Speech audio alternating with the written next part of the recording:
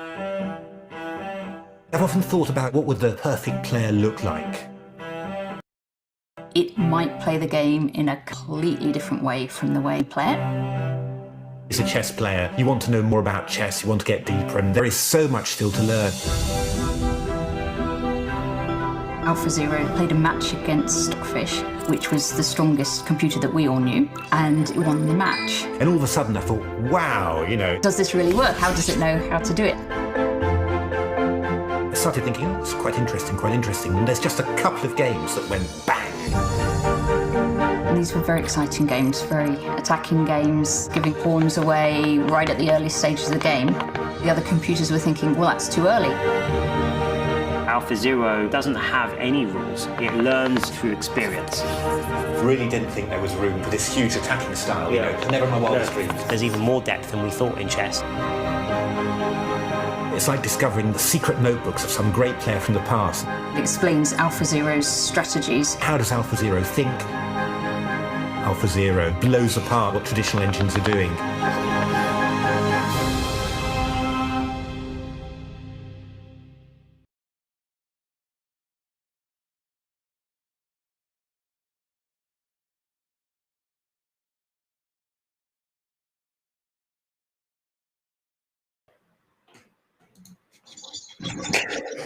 Hello. Hi. Hi. Sorry, it's a little in-joke between us, and I always try and catch Natasha just as she's I've just eaten some biscuit. Or eating a biscuit, so that's I have control of the switch here. That's why. But welcome everyone to this evening show, the commentary on the Caplin British Online Chess Championships, the 5th round of the qualifiers in both the women's and the men's event. Hello, Luke.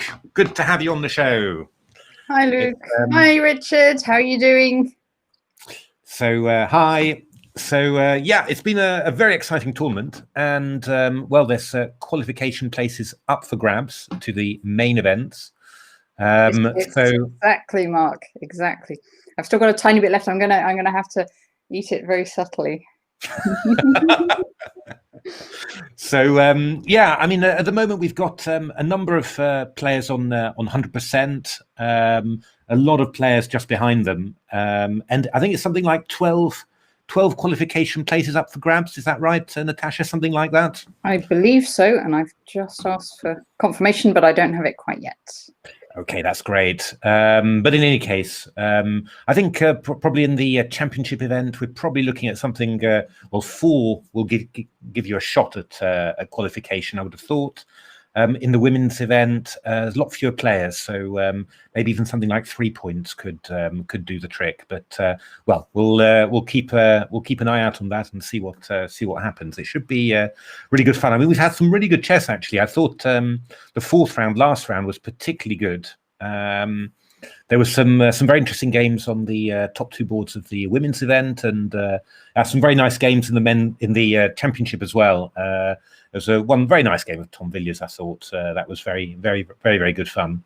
Yeah, lots of exciting stuff. So it's been a very good event. And of course, the players are looking to qualify for the either the championship or the main women's event. And well, there's some very strong players there. In the championship, there's Michael Adams, of course, complete legend, as well as other legends like Mark Hebden and Bogdan Lalic. So should be a very good tournament to watch. Time control in this tournament, 45 minutes plus 15 seconds. When they move to the championship, just goes a little bit higher, 60 minutes plus 15 seconds. So the games generally last about a couple of hours, which is really nice. It's just not too short, not too long. And I have to say, I'm enjoying watching some longer chess, than the Blitz and the accelerated rapid we've been watching all the time recently. It's been really nice. Yeah, we're often getting out the analysis board, as well as just following the moves in the actual game. Yeah, no, that's right. And it's good that you can spend a little bit of time on the opening and stuff like that. So yeah, really, really good. It's a nice initiative. And I guess it doesn't stop our players going for opening traps. We've had a fair few opening traps along the way. Indeed. Indeed, it's been good. It's been a lovely mix of stuff. Actually, it's. I think also need to mention the arbiters for this event who've been doing a sterling job. It's tough running a tournament online.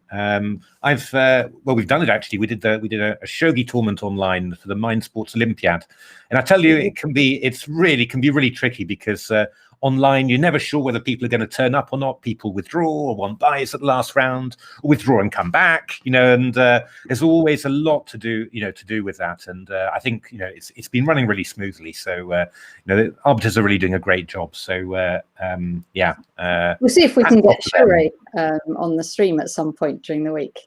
Yeah, that's great. She's the head arbiter. Yeah, exactly. And it would be nice to hear what her experience is.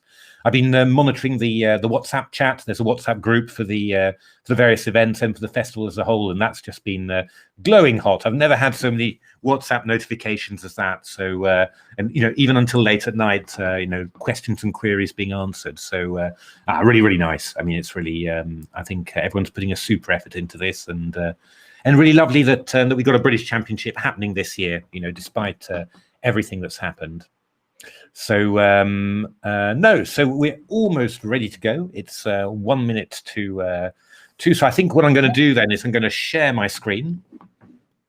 So Natasha, you'll just have to tell me whether you can actually see my my window. It should be coming on now, and I'm just going to spotlight it. So we should now have one big board and 2 tiny people. Yes, we do. Great, fantastic. So Natasha, any games you're particularly looking forward to seeing today, or this evening rather? Sure, just a minute. I'm just going to message you about the setup. We definitely have. What we do have is we have 3 people on 100% for actually have I been logged out here? I think I've been logged out. So we've got we have Chris Finn against Tom Villiers on board 1, and we have Declan Shafi against Ethan Rathbone Jones on board 2. So Tom, Chris, and Ethan have 4 points. Declan, this player, has 3.5. We've got a number of other players on 3.5. So Rob Wilmoth, Mark Greenwood, Thomas Wills, and Simon Wilkes, and also Julia Volovich on 3.5. And Julia plays Matthew Payne this round, and we'll be following all of these games. Fantastic. I'm just having a little go with my chess.com window because bizarrely enough, the chat was disabled. Oh. Which is rather a problem when you have to paste commands into the window. That's not at all good. It's still saying chat disabled. Someone's probably complained about you. That would be rather annoying if they have, indeed. Yeah. There we are. There we are. It's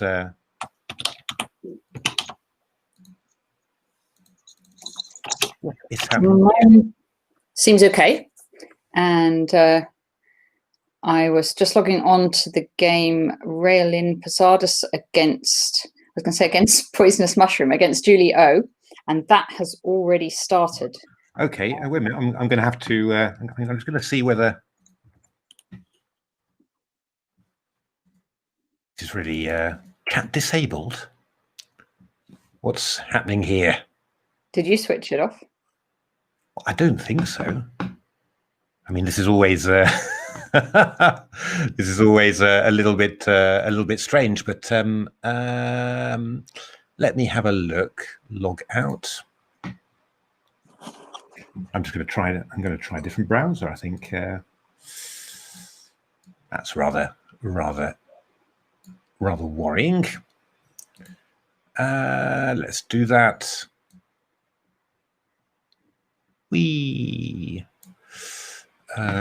Just give me 1 second. I'll just get this up and going, hopefully. Chess.com. play live chess.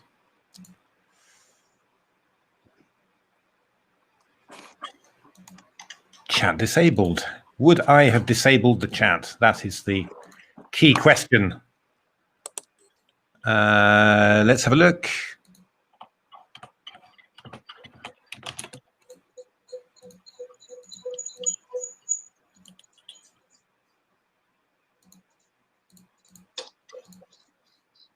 Right, chat disabled. How strange. Let me just, well, I think what I'm going to do is I'm just going to log out then. And just come here. Yep. No. Log in. Oh, my goodness me. Live chess. Natasha, help. Can you have a look? It's just saying chat disabled all the time. Mine's fine. I don't think that necessarily yeah, much. I'm yours is fine. That's good. I'm just, let's have a look. Settings. Golden pieces. Privacy, maybe. Who knows? Allow chat. Chat. All good. My chat is all good. Allow chat requests.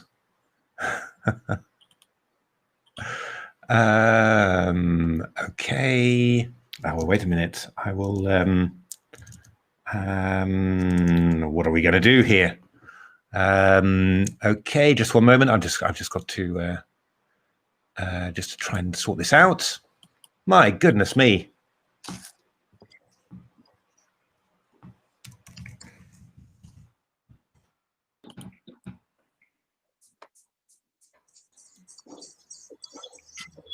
You're logged in, presumably.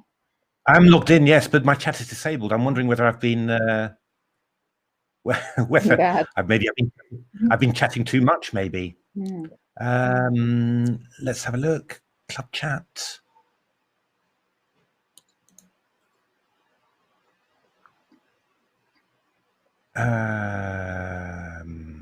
Right. Log in.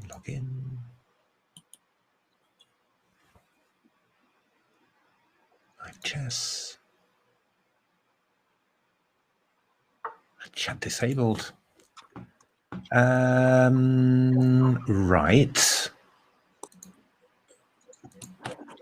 Username. Oh, wait a minute. We'll see whether I can do this a little bit better, a little bit differently. You never know.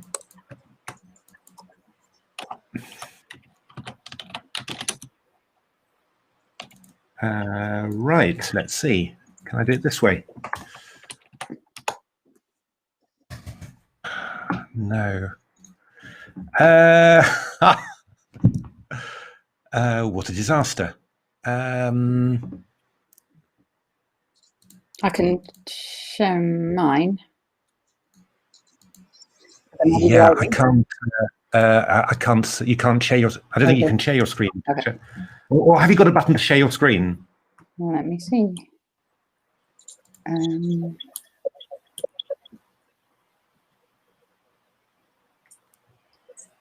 Not obviously. You don't have a button. You don't have a list of icons just at the bottom where you can share your screen there.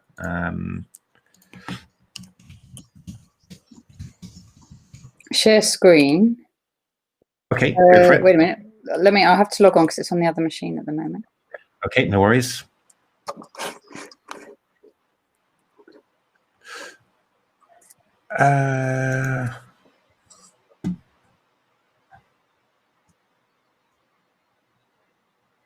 Okay, chat disabled. I'm just trying to.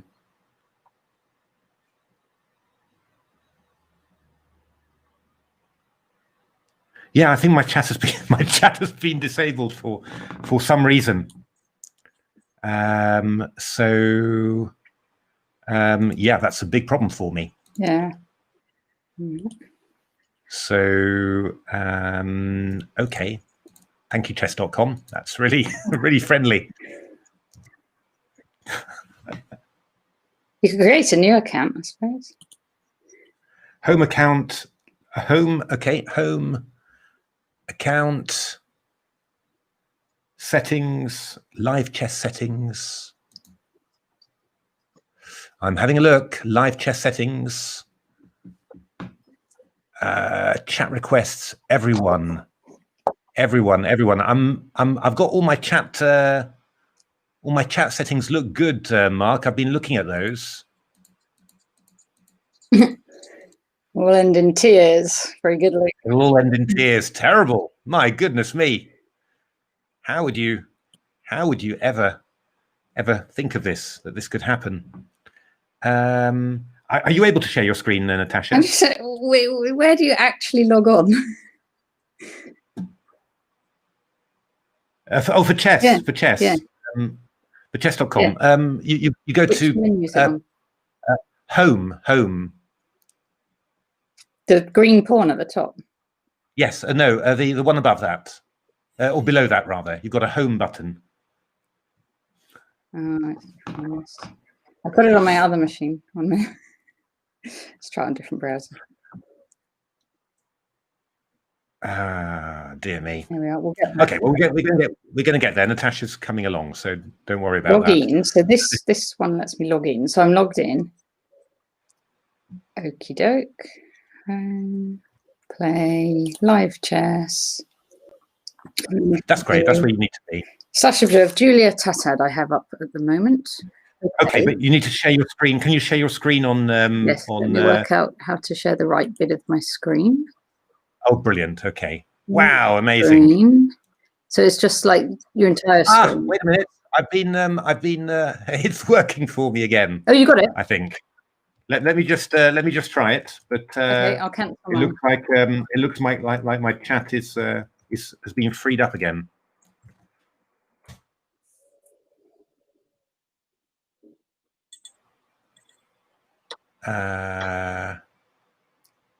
Well, of course, it could be that that we haven't that these people haven't started yet. Let me just who are you looking at? Looking at Julia Tatad, Julia Volovich. Okay, well, I've got it. So I'm going to share my screen now, and that should all be good. My goodness me, what a terribly sorry. Yeah, we'll definitely blame Danny Wrench. That's really. I don't know what I did. Maybe I did lose a game on time. Maybe you get punished for doing that. Can you see my screen now, Natasha? Yes. Great. Okay. Right. We're on there. Sorry about that. Just amazing how it goes. But let's have a look. First of all, we'll have a look at the first game on the women's board there. And that's going to be Raylene Posadas against Julio, who is Poisonous Mushroom. And this is quite a fashionable variation, actually, against the Slav. So d4, d5, on knight f3, bishop f5. Okay, it's been a rather unusual move order there. So d4, d5, knight f3, bishop f5, c4 and c6. And then white played g3, leading it back into a sort of a little Catalan thing. Chris Finn is messaging the chat already, which might be why you didn't see board one. Fantastic. Am I remembering that right? Yes. Did you agree a draw already, Chris? So you both qualify. I could imagine that. Or are you listening to the chat while we're talking about your game? So, Poisonous Mushroom offered a draw. My goodness me. Probably for the same reason, right? Yeah, it's all getting quite tactical. All playing quite tactical there. So, okay, let's then probably what we should do then, we should start concentrating on the slightly lower boards. Yes, indeed. Yeah. Let's have a little look. Let's see. 4, 5, 6. Draw after 7. Yeah. Congratulations, both of you. Chris and Tom, both through to the finals. Congratulations, everyone. We're going to have a look here at Julia Volovich against Matthew Payne. And so that's Julia Tatad against Towels Tactician. So, and this one, Julia's got 3.5 points. Matthew's got 3 points. So I would think that you probably feel that the black needs to win this game in order to have a standard chance of qualifying. So let's have a look how this went. It's King's Indian. So d4, knight f6, c4, g6, knight c3, bishop g7, e4, d6, knight f3, castles, bishop e2, e5, the main line King's Indian, knight c6, and now white normally plays d5 here, which leads to very complicated games after knight e7. But white here played d takes c5. Normally played one move earlier, actually. The normal way of doing it is if you want to play the exchange King's Indian is to take on e5 here. But okay, this is also possible. So d takes c5, queen takes d8, rook takes d8, bishop g5. And we've got this little threat of a knight coming in here, or even actually of going bishop takes f6 and knight d5, which forks both this one and this one.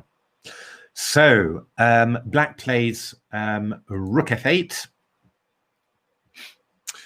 getting out of the pin, and white plays knight d5, attacking this pawn on c7. But I think this is quite pleasant for black, actually. Knight takes e4. Bishop went back to e3, and black goes knight d4. Okay.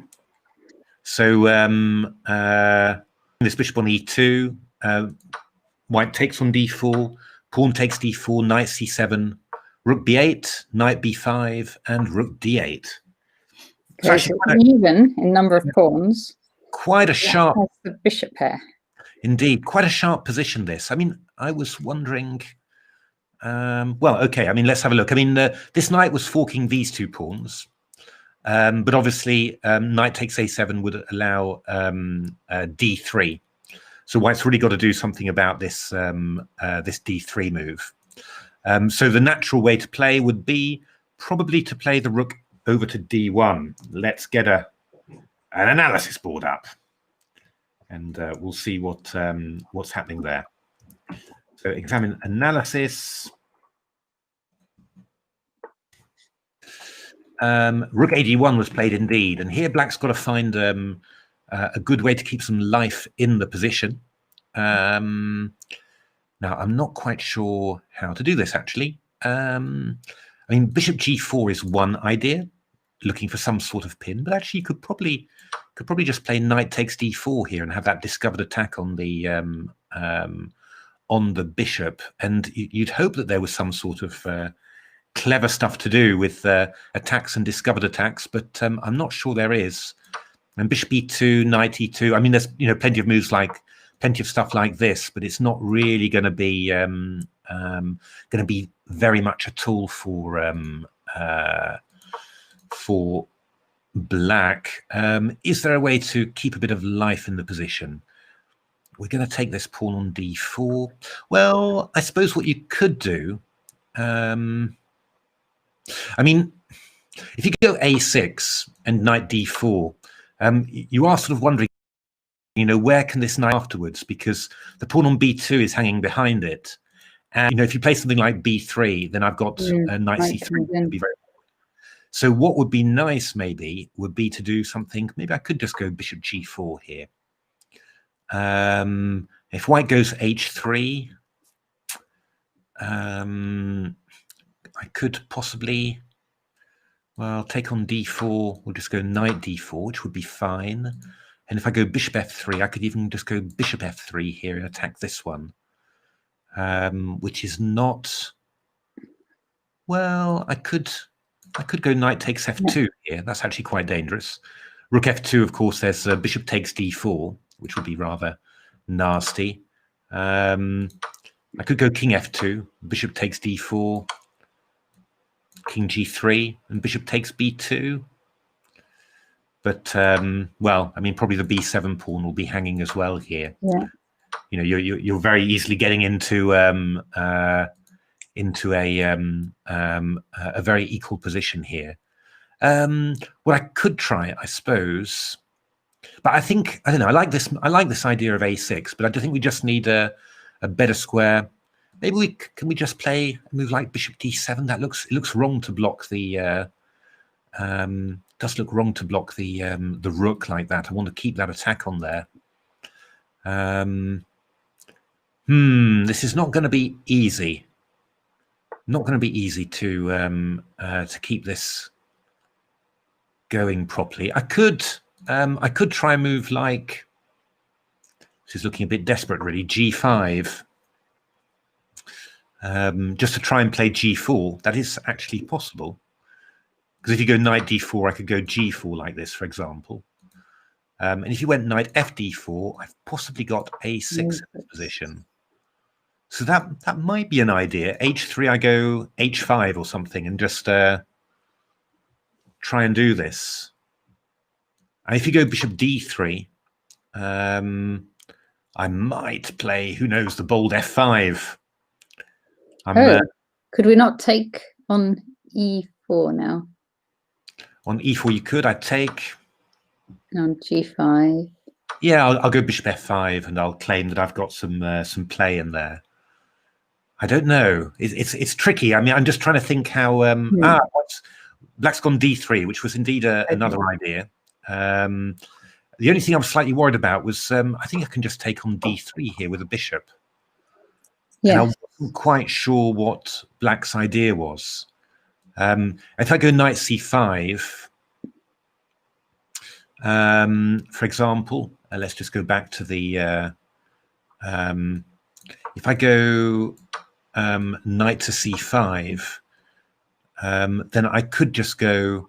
Even bishop G6 feels vaguely tempting, but I can just go bishop C2 here, or even bishop E2 actually, whichever we want. Rook takes D1, rook takes D1. You need to bring the bishop out, and then I go B3. Yeah, and that is pretty much really that's a pawn. It's a pawn for white, that one. So I'm not quite sure. Not quite sure what Black's idea is. Maybe bishop F5, looking for that. That's possible. Just trying to. You've got this threat on B2, and you've got some sort of knight F2 stuff there. That is maybe possible. I could take on E4 and play a solid move like that, B3 maybe, but your knights wouldn't be great. I don't know. I mean, you can play a move like bishop B1, and after bishop B2, you could take on A7, for example. And again, it's not very clear really how you're making something of this. So that's going to be a tough little one. It's actually happened. Bishop D3, bishop F5. That's going to be a bit of a tough one to make something of it for Black, I feel. But White's got there's pressure at least. So White needs to find a few good moves here, I think, to draw. Let's have a look at some more games then. So what have we got? The board 3, Rob Wilmot against Mark Greenwood. There we are. They are playing here. What is this position? Oh, actually, has Rob lost a pawn already? It looks like. How did that happen? So we had this position, knight e6. Oh, good lord. And Rob played knight d4, and it's a very natural move. But after knight d4, bishop b4, e5, okay, this bishop was in big trouble. So if bishop c3, we simply go, if bishop c3, then we simply go d4. Yeah. Although, actually, was that completely clear? Because the bishop can come around to a5, actually. What about b6 then? Oh, well, then there's that open diagonal. Then you've got this open diagonal. So I'm not sure here. Oh, let's just bring up an analysis diagram on that. Or queen c5. So e5, I thought maybe bishop c3. Well, actually, even after d4, you could consider knight f3, although c4 might be hanging. But if I went here, in actual fact, is this so bad? I mean, queen c5, I go b4 simply, for example. Yeah. I mean, I agree. I'm not. I'm not 100% sure about this bishop. But so, but you could go. What if you would just go like queen, rook b8 or something like that? Oh, after instead of queen c5. Yeah, then I go knight b3, you know, and I can get my bishop back. Yeah. I mean, this is very pleasant for black, but what Rob did, he went c5, and then after queen e7, just this, yeah, bishop c3 was what he played, and then queen c5, and white's just a pawn down in actual fact. So yeah, so that's that's not a good start for Rob there. Let's we'll see how that game goes on. Let's have a look. We've also got have we got the board 2 game?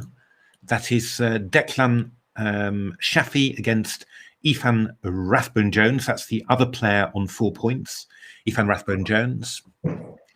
And what is this position? Well, I guess that white is a little bit better here, actually. This knight is not very well placed and getting chased away with a5. And this queen's very awkward on c8.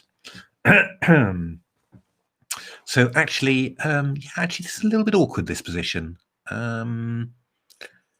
So I guess that you would expect black to go h6 normally, but then the knight would come back to f3 and the pawn on h6 would be hanging. Let's just have a little look at that. So yeah, I mean, h6 would be the natural thing, but after knight f3, then bishop takes h6 is threatened, and we've also got this threat of a5 when the knight is trapped. So black has gone queen c7, but this is a little frightening, actually.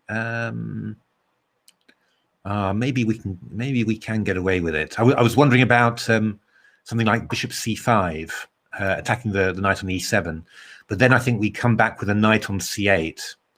It's a little bit grovelly, but it's probably going to be okay. And then we'll play b6 and chase the knight away. I mean, the problem is that these knights, I mean, positionally it's not very good because these knights are not very good. But at least you're surviving. You can maybe bring one out to d6. Well, although that's, you know, on this d file, that feels pretty risky, really. I'm sort of wondering whether how will white try and proceed. I mean, you could play a5 and bishop c4, or maybe you do want to go bishop c5, actually, knight bc8 and bishop c4. And I mean, I'm sort of thinking of taking on f7 and going f4 at some stage. This may be a little wild. Maybe it's not quite how you want to do it. What I could do is to go a5 and then queen d2 and attack this one, which is rather awkward. I mean, I think that bishop's got to go back to e8, actually, because if I go rook d8, then I'll go bishop c4 and this one's hanging. So queen d2, bishop e8, tight at the back, as GM, as Julian Hodgson always said. But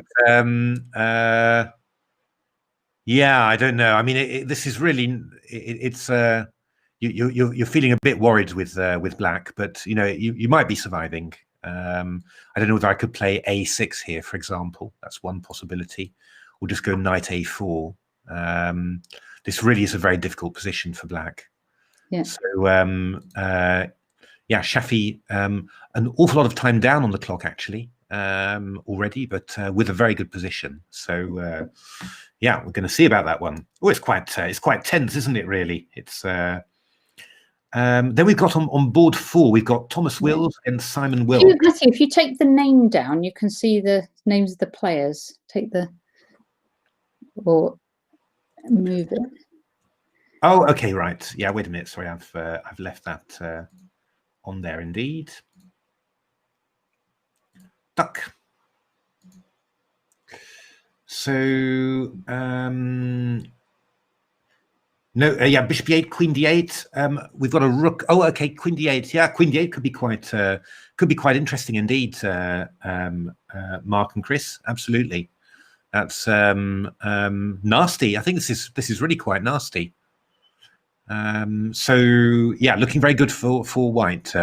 spending a lot of time, but yeah, it's worth it, of course, if you just get a winning position virtually. Yeah.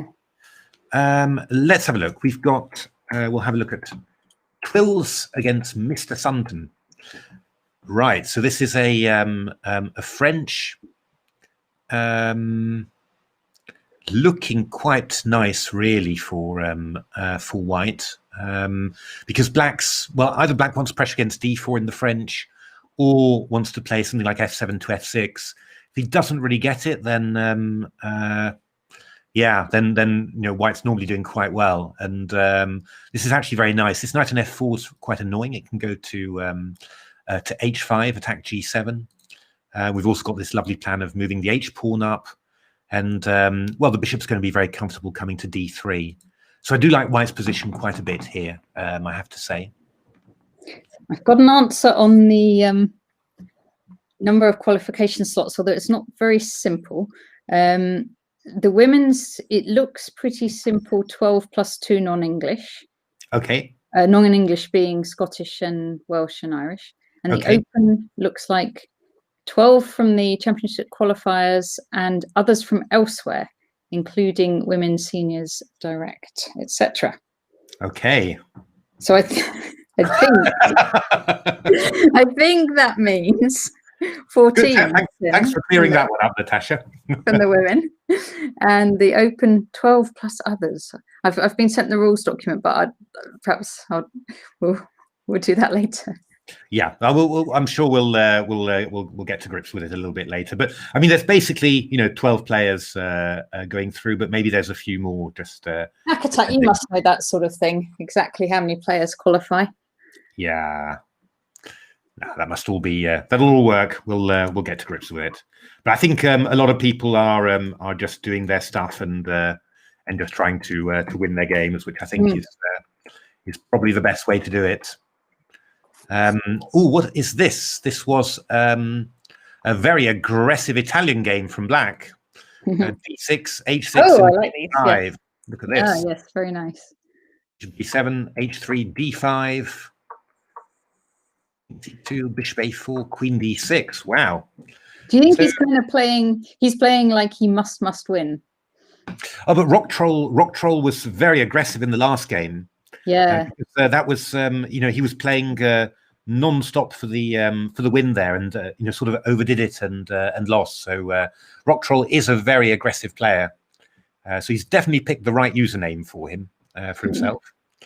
And this is against Tristan Cox, who we've seen a few of his games as well.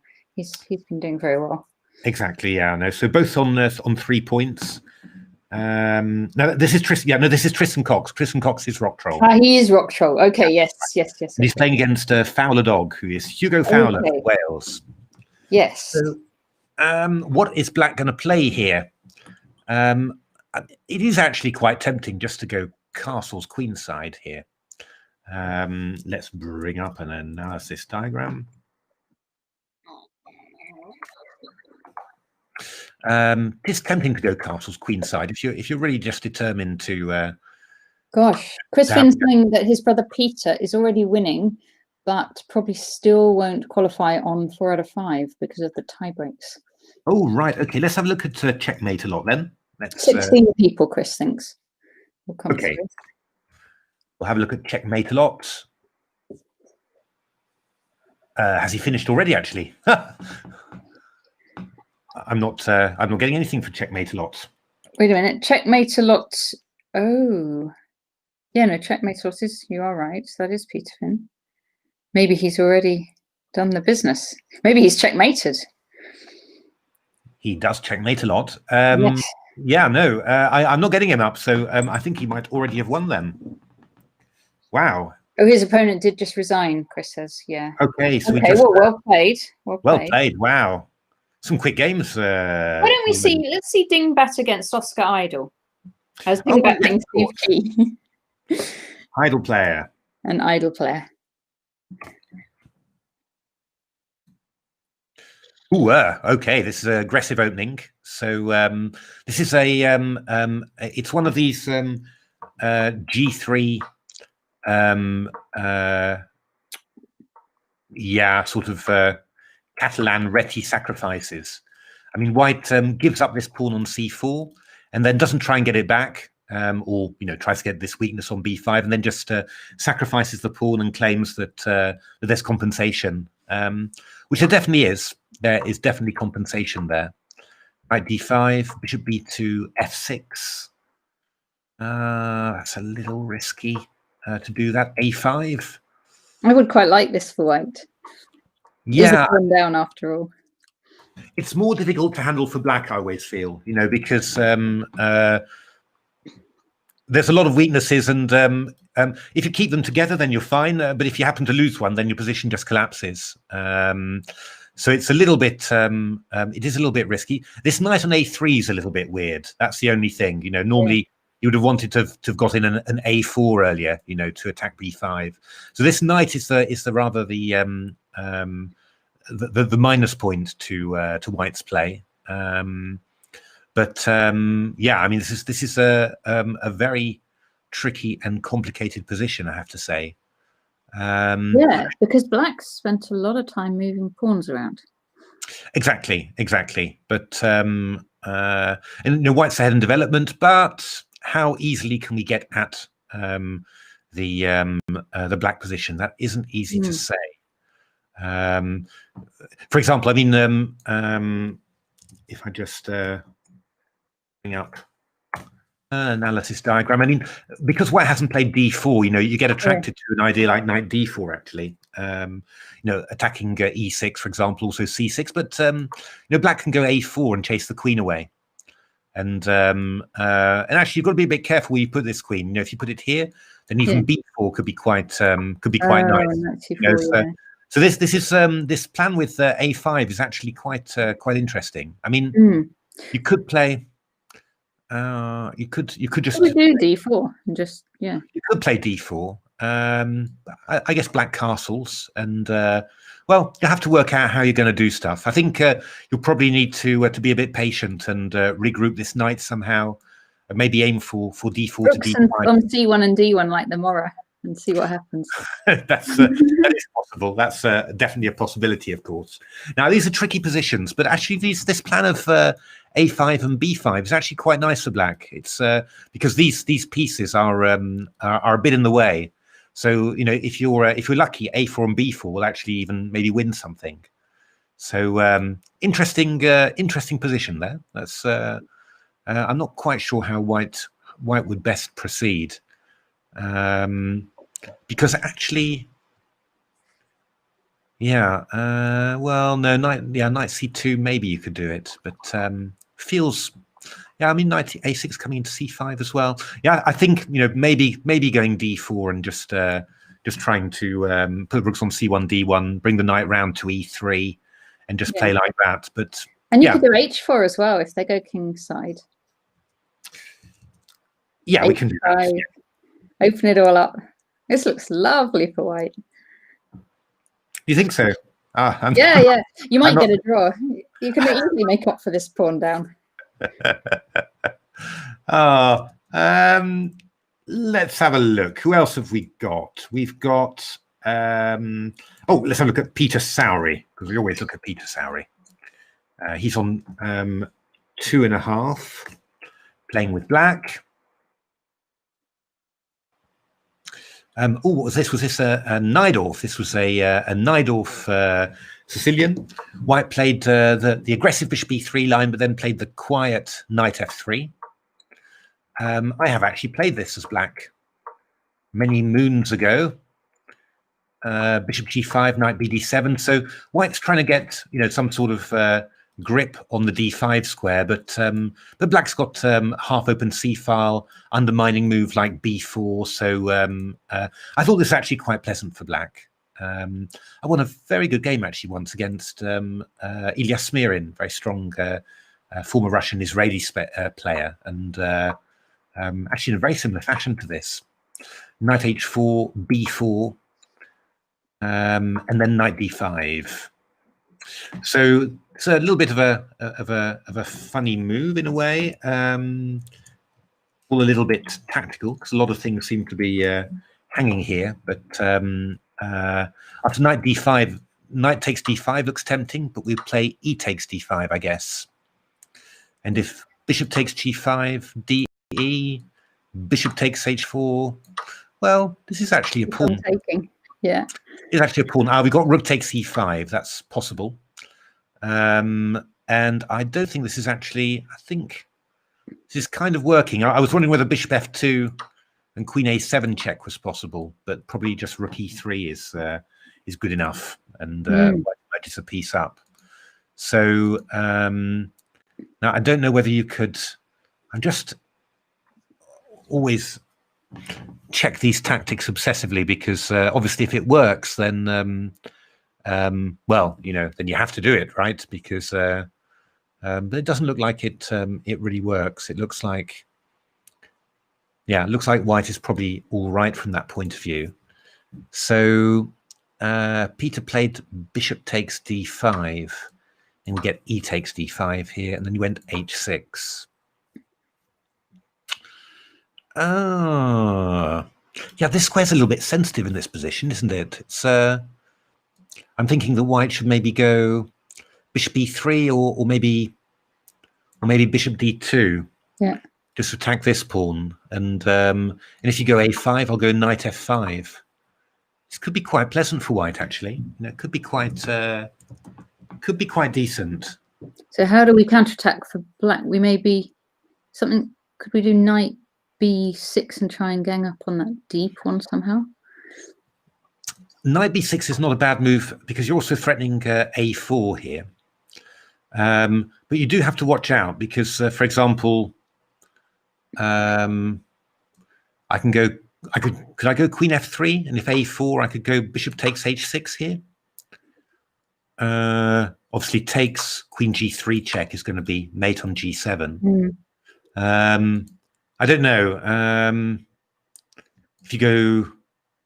I don't know whether you, because you're winning this bishop, so I don't know whether you could sort of wait and do something clever, like if you go g6 or something, and if knight e7, queen e7, bishop g5, you just go king g7, and this guy is still trapped. I don't know. Knight b6. I mean, I could just go a3 as white there. Yeah. Because, I mean, if you take the d5 pawn, I go something like f3, for example. I mean, it's quite tricky. I mean, you do really miss that light squared bishop. So I'm not sure. It's a sharp position. In general, I would think that that white is doing quite nicely here, really. But yeah, okay, we'll have to see how it goes. I mean, bishop e3 is also very reasonable, because then if you do this knight b6, a5, a4 plan, then you just go bishop takes b6, you know, at some stage to take away the protection of a4. So yeah, I don't know. Very sharp there. Let's have a look on the top board. Oh wow, g5. That is a move. G5, a very aggressive move. So now is black going to castle kingside, or I think black will try and get the queen out, knight out, and castle long.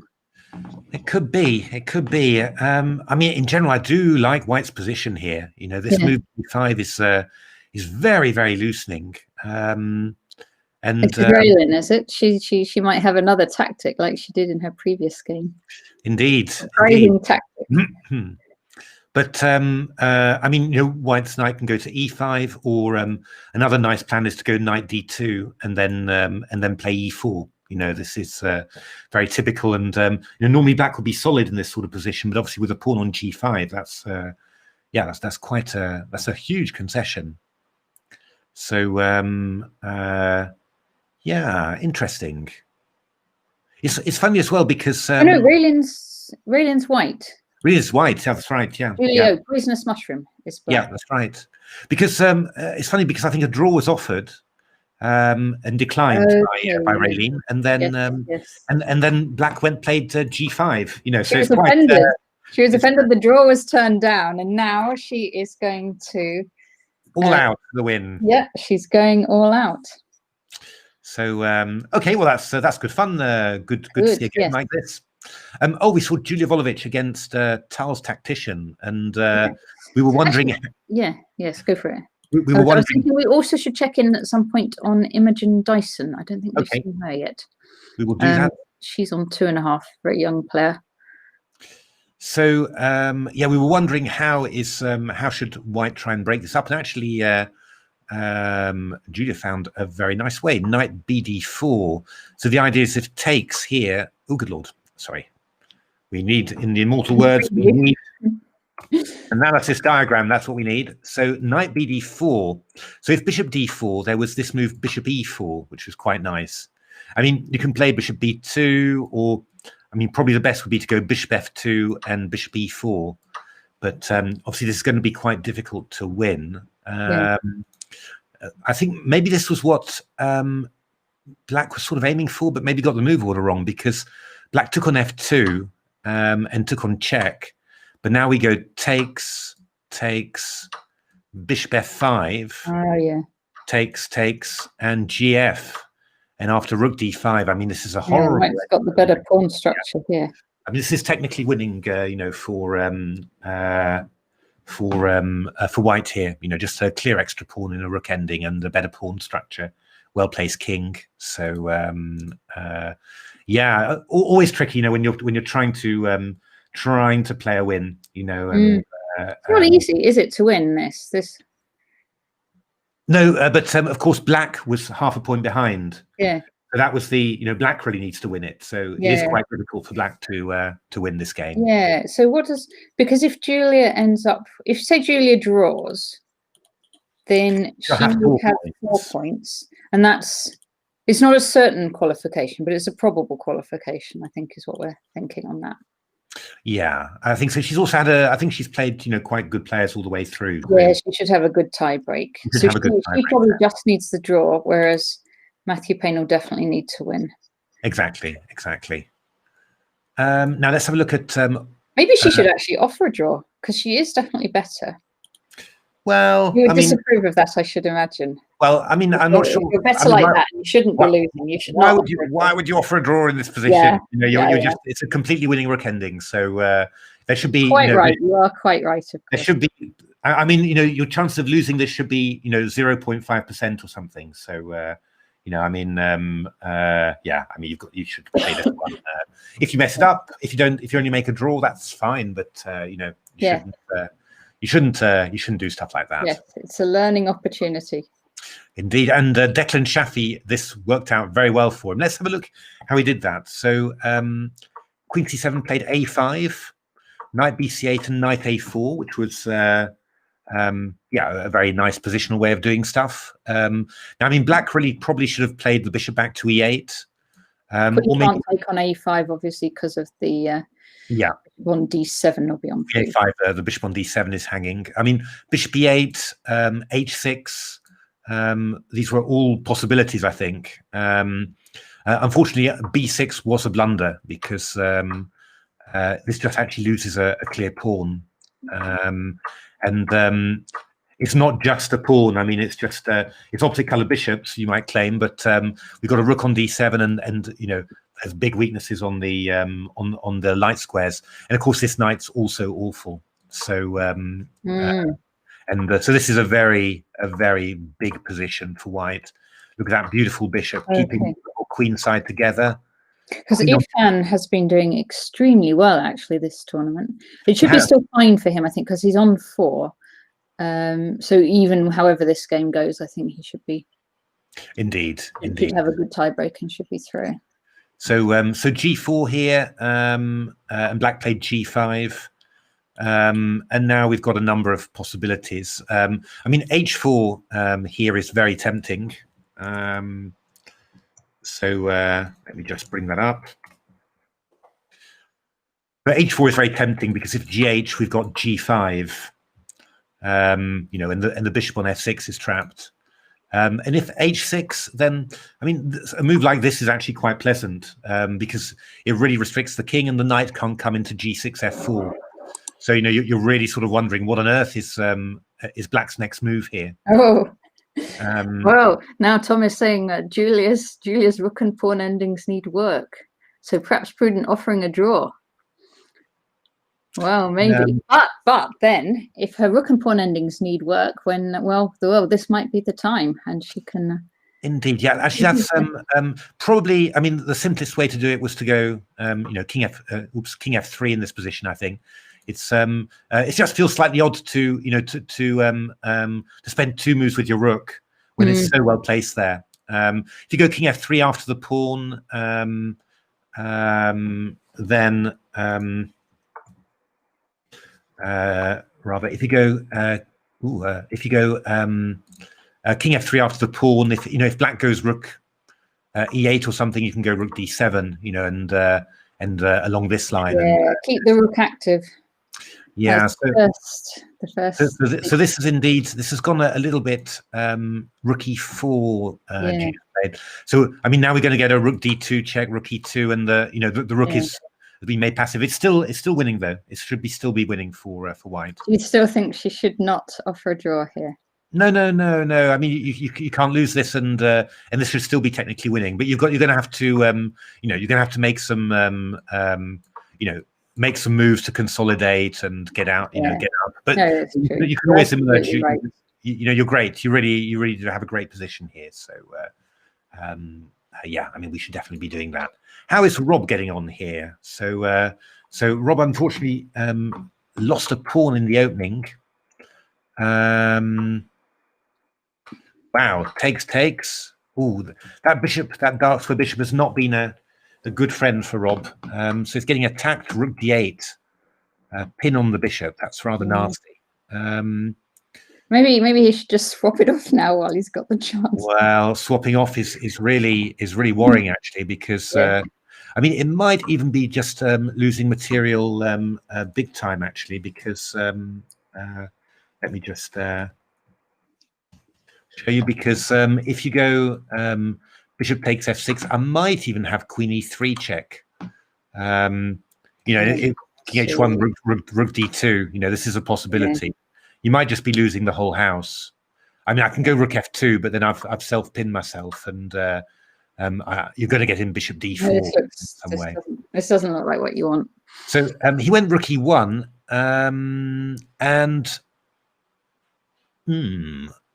Black played the surprising knight e4. Knight e4, interesting. So,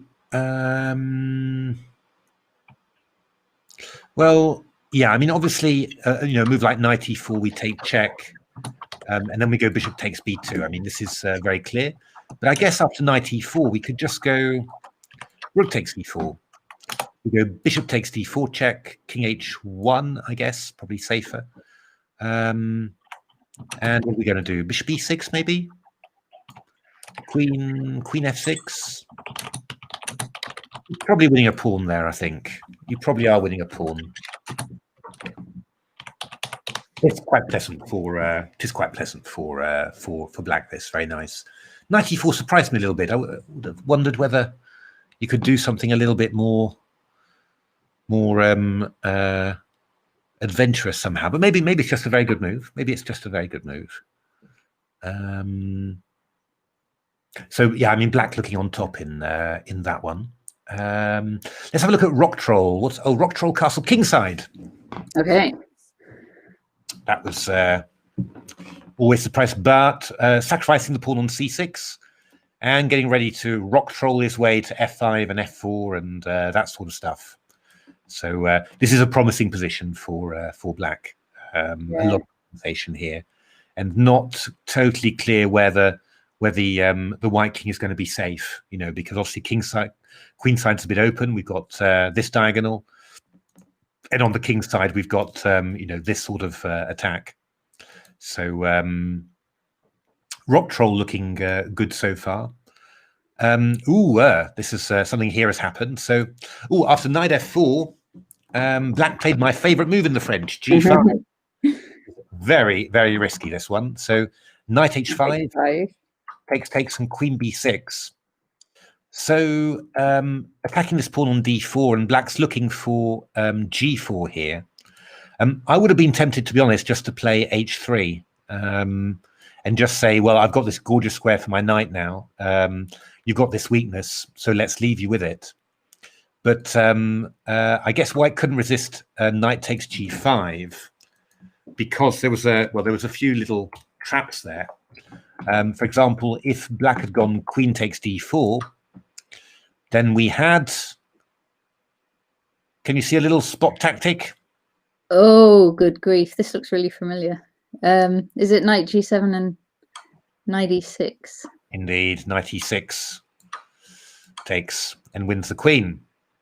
So bishop takes g5 was played, bishop takes g5, and queen takes b2. Oh, I really would have wanted to take on d4, to be honest, if I possibly could.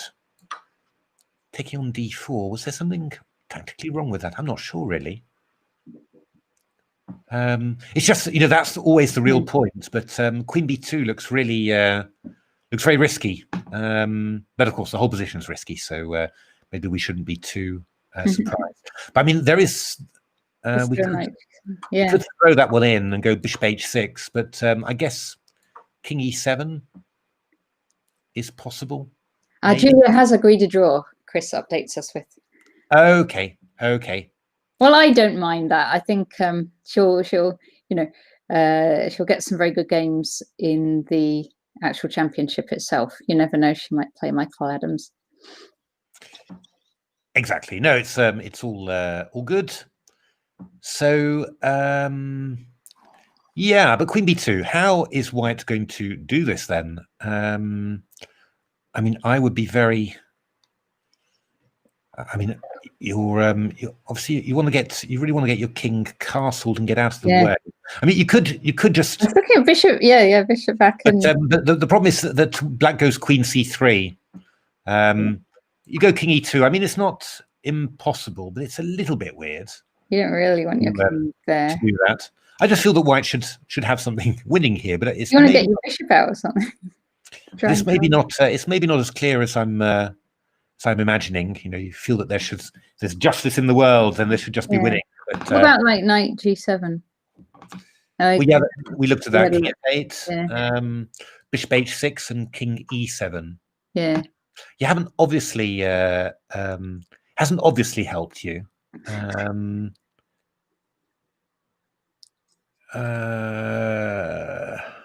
No, not quite right. How amazing! Queen b2. I would have bet good money on queen b2 not being such a good move, really. But it seems to be a little bit more tricky than you might imagine.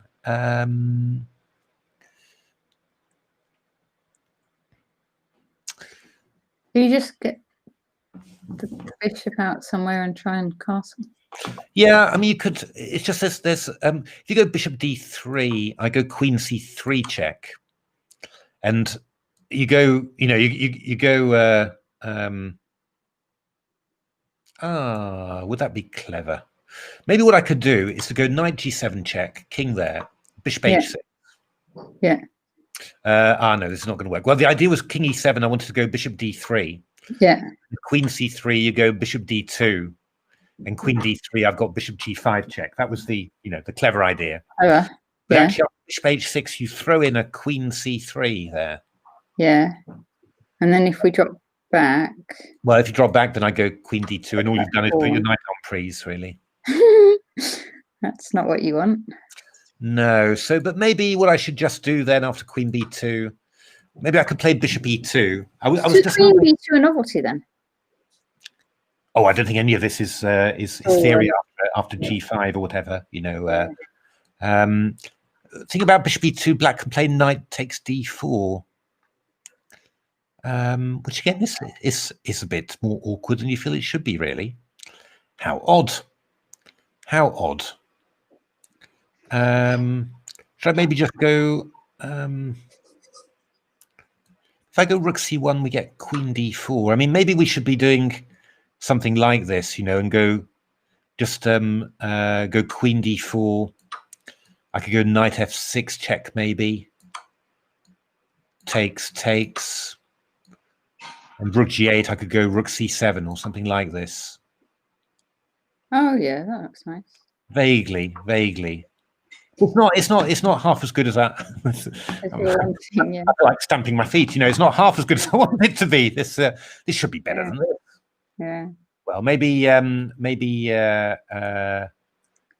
white will solve the problem for me, because it's not as clear as all that. It's this annoying intermediate queen c3, that's always that's always proving a little bit awkward. I don't All quite. Right then, go rook c1, then they can't go queen c3. Yeah, we looked at rook c1. But so rook c1. I just thought queen takes d4. Yeah. I mean, you're swapping off the queens. Yeah, we're in danger of losing all our centre, aren't we? Before we've and enough progress. I mean, I had knight f6, but I don't think it's as good as it. I think it's as good as it should be. I don't know. Maybe it's maybe this knight g5 move was a little bit too risky. I mean, I wanted to play this h3, which would have been very solid, and I think gives black no chances whatsoever. Oh, thank you very much, HackAttack. But yeah, interesting. Well, it's all very sharp. Should we have a look at Imogen Dyson against Maria Emelianova? Oh, okay, yes. It's board 4 of the women's. Big match there. Let's do observe photo chess. That's a pretty good username. Where have we gone? Imogen against. Oh, good lord! Look at photo chess. Photo chess is 9 minutes against 30. Gosh. But this is quite a sharp little game. This. Look at that pawn in there on d3. It's another close Sicilian. Yeah. So a g3, and again, well, stuff is happening on the queen side. This time, Maria's castle queen side. Indeed. So how is this going to go? I'm a little bit worried for Maria's king there, to be honest. But okay, where I think black has to move that queen. And yeah, b6 or c7. I'm just trying to think. a6, c7. Okay. So yeah, white's got a couple of ideas here, but I think we've really got to take on here. And then I was wondering about knight b3. Let's bring up a analysis diagram, and we'll see what we can make of it. So c takes d3, I think, is natural. Black could just take on e2 maybe and swap queens if black were worried. Possible. Yeah, no, that's true. Actually, that's. I suppose you could even go rook takes d3 because you can't. That is possible, actually. Yeah, I was thinking. I was looking at this one. I was wondering whether this might be, quite aggressive. But I was getting a little bit worried about queen b2, rook c1. It's quite. I don't know how good it is, but it feels a little bit worrying. But I think knight takes e2 would actually be quite a nice way of forcing the exchange of queens there. Knight e2, and then queen. I think rook d3 because we're still this rook e3. Or could white play queen b2 then? Okay, and if I'm not sure about queen b2 because we can. We could go bishop c4 then, and maybe we're sort of keeping it together. Although no, you've got rook c4. Oh yeah, and of course, and unfortunately, this one's hanging at the end. Oh, very nice. That's rather unpleasant. So maybe because rook d3, queen b2. But I suppose if you just go king b8 in this position. This is not going to be bad for you, right? It's going to be good for black, I would have thought. I mean, the knight's a little bit weird, but on h7, but white doesn't have a huge attack yet. What I was actually wondering about was, so instead of rook d3, I was actually wondering about queen g1 in this position.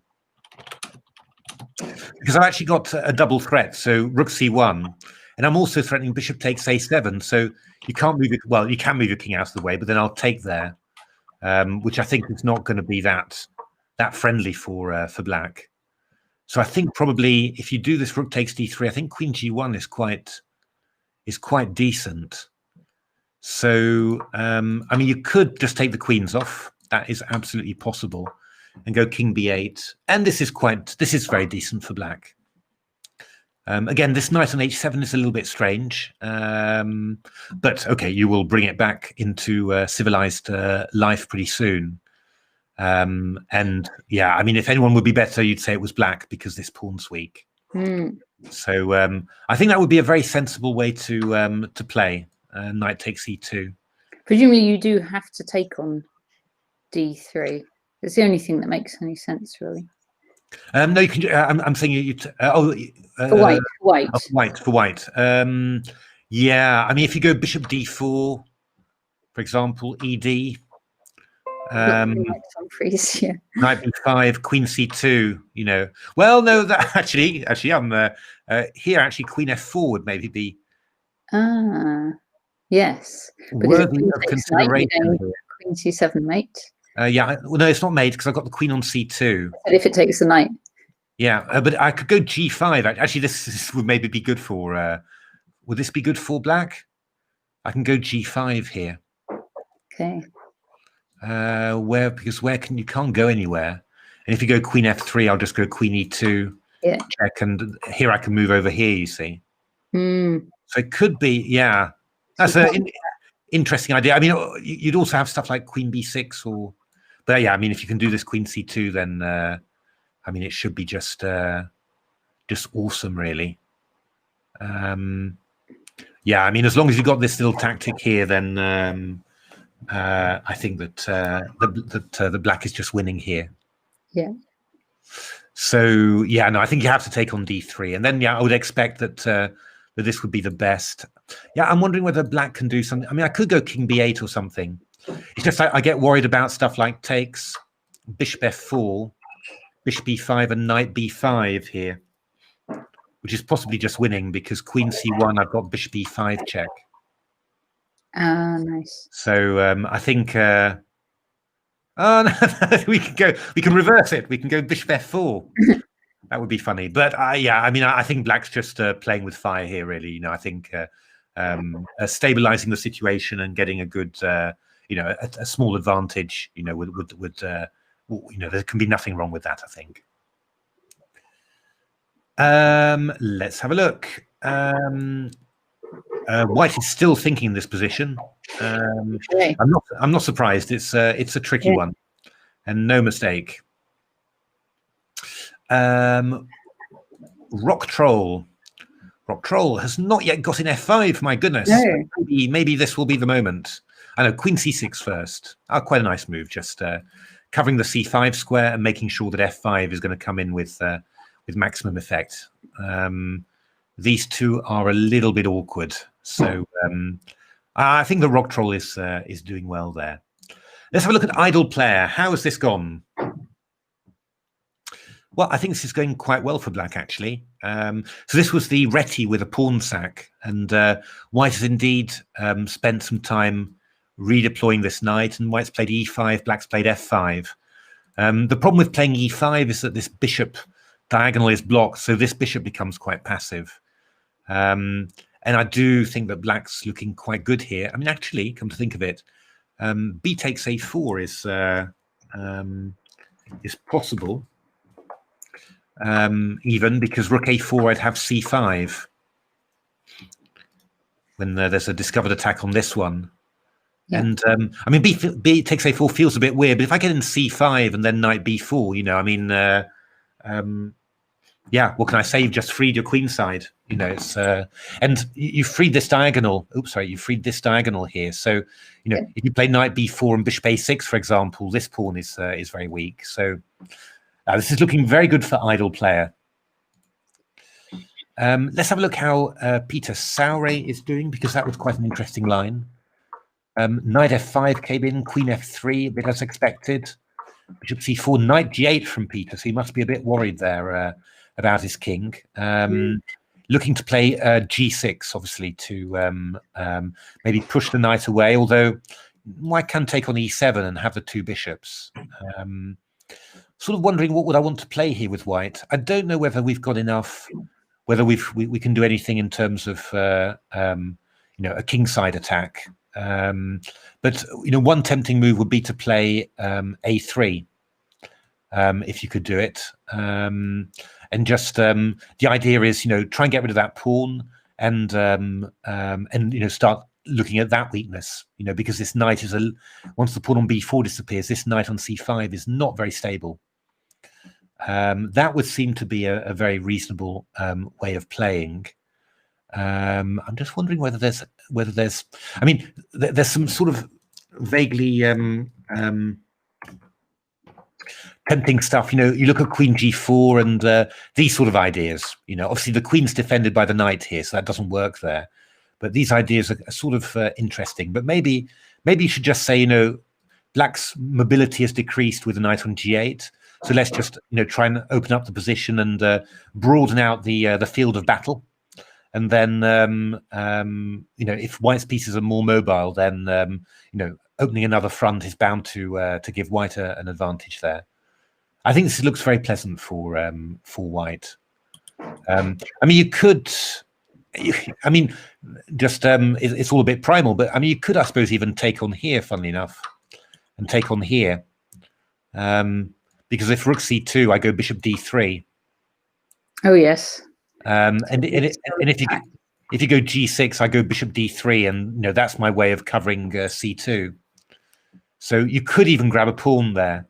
I'm not sure that's really the best way. It's but still, I mean, you've even got possibility in the position. So I think if it's all fine tactically, then a3 would be my move. But yeah, we will see about that. Let's have a look. Rob Wilmot has the game's really proceeded, and this is looking completely winning for black, I'm afraid. Pawns coming in and then kings coming over to the king side. So yeah, no, that's looks like Esoteric Ambulance, very strong player, rated 2330 on chess.com. Looks like he's going to get through there.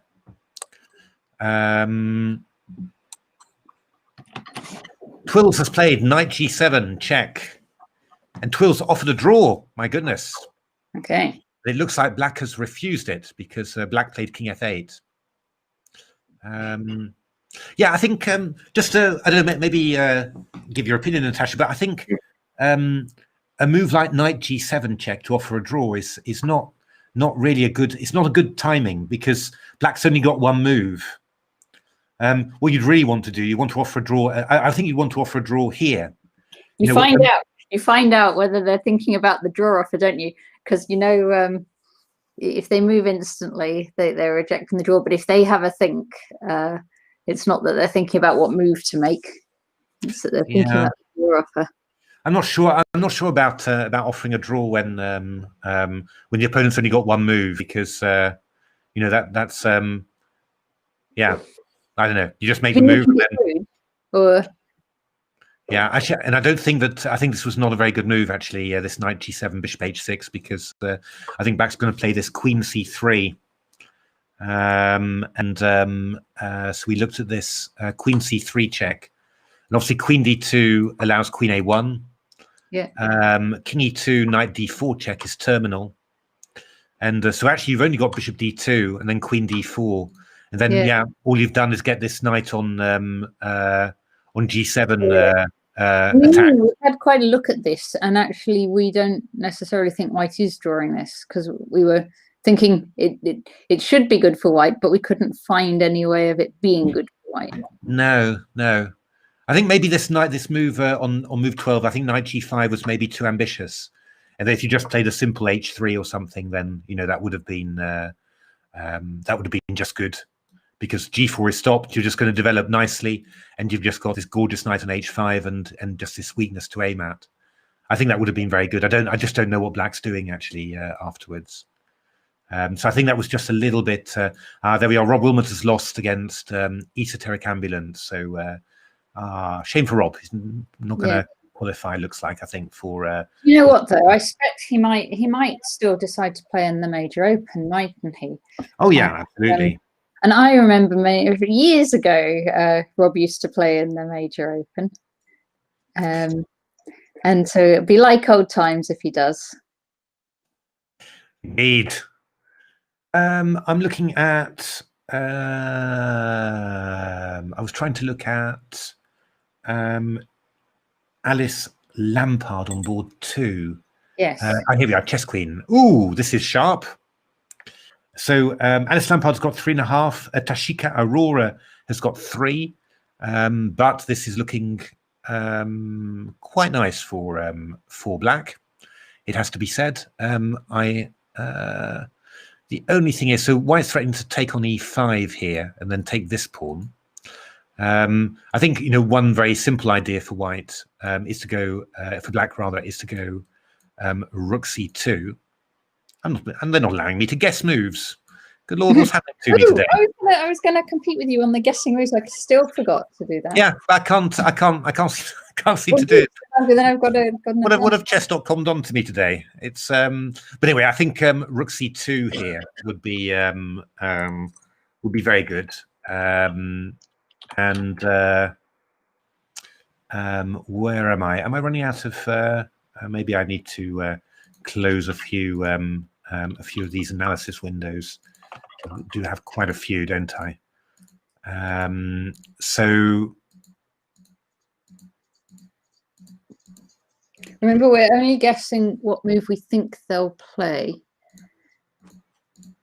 rather than if it's the best move or not.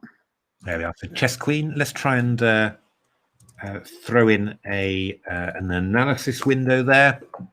The trouble is, if you take on c3, you've got these two huge. Indeed. So I think rook c2 is the most obvious. Just the idea is if takes rook d3, I go rook a2. And rook g2 is coming in, which is going to be terminal. So I think that looks very, very, very strong. Rook 8a3. That's a slightly strange move, maybe. It's still going to be very strong. I mean, there was that noise that sounded like a draw offer. No, I haven't.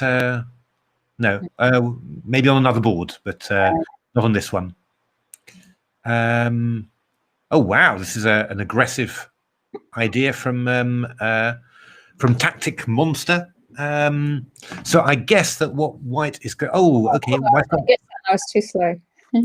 So b4, knight a4. So I guess maybe is white's idea. Is white gonna to take on a6? Is this going to be the idea? It could be. I'm just wondering actually. Rook c2. Need an analysis board on there. Bishop a6 looks natural if you can get away with it. Rook c2. I was thinking bishop d3, but can you go rook c3? Do you have a good discovered attack here? Okay. Well, I could go at the very least. I can go knight e7 and queen e4 check actually. So that would be good enough. So bishop a6. It means that black can't take on a2. I don't think. You could go rook c3, I suppose. Hold that pawn. It feels all a little bit desperate, but it is possible.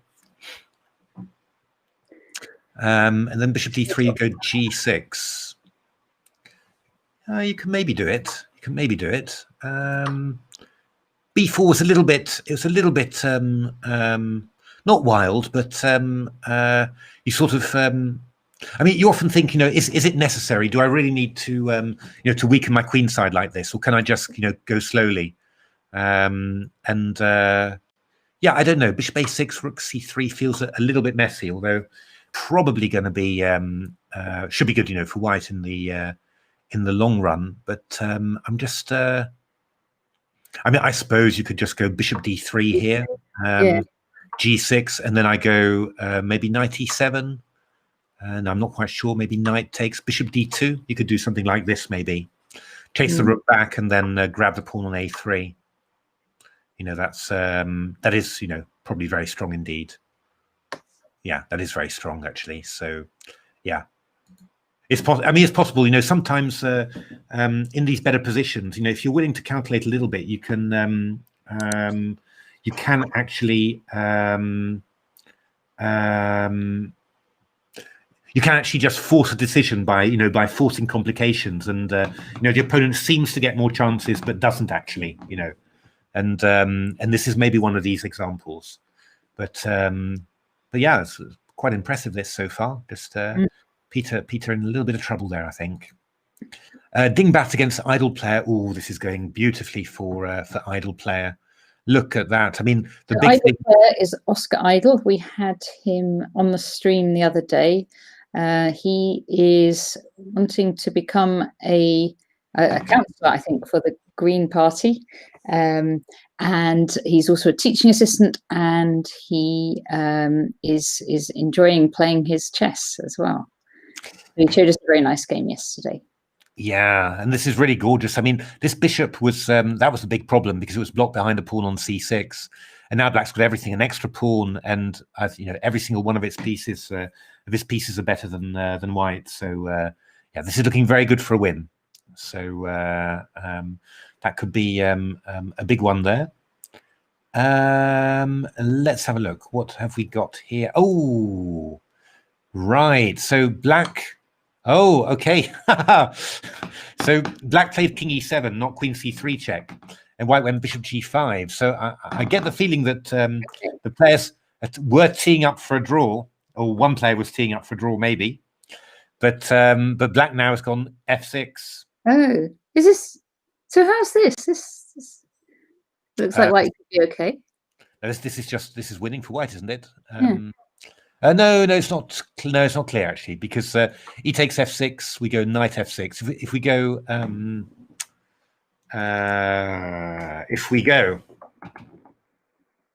e5, so knight f6. If we go knight h5, which looks decisive, we've still got this queen c3 check, which forces the bishop back to d2, and then we go queen d4. I mean, to be honest, this is not a fantastic result for black, because now white really could just go bishop e2 and castles, and this king's rather weak. I mean, you got these two pawns, so it's not bad. It's not terrible, but obviously the other one was just very nice for black. So f6. I'm just wondering, could you do something better? I mean, you could, because you've got this big threat here. You could consider simply playing bishop e2, or even just rook c1, maybe. Possible, but I guess black will go rook g8 there, and just try and get you away from there. Do we have something better, cleverer? I mean, even bishop d3 now looks quite tempting. I mean, I'm again threatening knight h5. If you go queen c3, yeah, queen c3 is a bit sneaky, because it looks like you might have bishop d2, queen d3, bishop b4 here, but because you've got knight b4, yeah, protects. So, but bishop d3, queen c3. I mean, you could go king f1. Oops, king f1, and you're threatening knight h5 here. So black might go rook g8, attacking this one. Yeah. What am I going to do? Bishop takes f6, takes. Nah. This is still a game, because white's pieces are a little bit awkward. I think this knight h5 would maybe be the most sensible. Queen c3, bishop d2, queen d4, and then we go knight f6, yeah, queen f6, and bishop e2, and just claim compensation for the. Okay, how's the board one game going? So, Ray Lin has actually picked up the exchange and the pawn. Okay. How did that go? So that was queen c7, knight d7, knight d7, rook c1. Ooh, c takes d5, e takes d5. Ooh, bishop takes d5, indeed. So c takes d5 would have been met by queen f5 with a horrific pin along the c file. So king b8, bishop f7, that was two pawns. Bishop g6, h5, d5. Look at that one. Oh, pins all over. takes. Bishop b4, knight b6, rook cd1. So yeah, I mean, this is looking very good for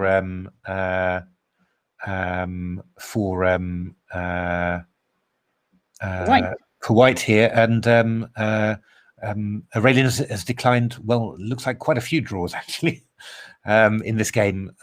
So yeah, I mean, this is looking very, very good for white here. How are you going to play? Well, I think, you know, putting the queen on d3 is quite a nice idea, and then maybe try and play a4, a5 just to drive this knight back. You can keep your king safe with king g2. That should be good. You know, I mean, it really this should be under complete control. Just Radian's got just 4 minutes on the clock, so that's the only only slight. All the draws were offered.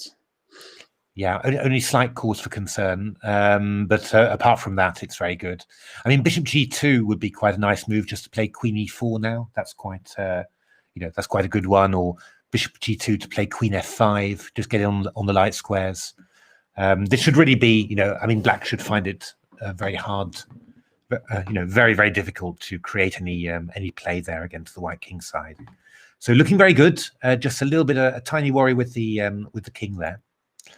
Now this one's gone funny because this was Declan Shaffi against Ethan Rathbone-Jones, and it was looking like a total win for white, virtually decisive. But black has managed to get to an opposite coloured bishop ending, and this is not very clear at all.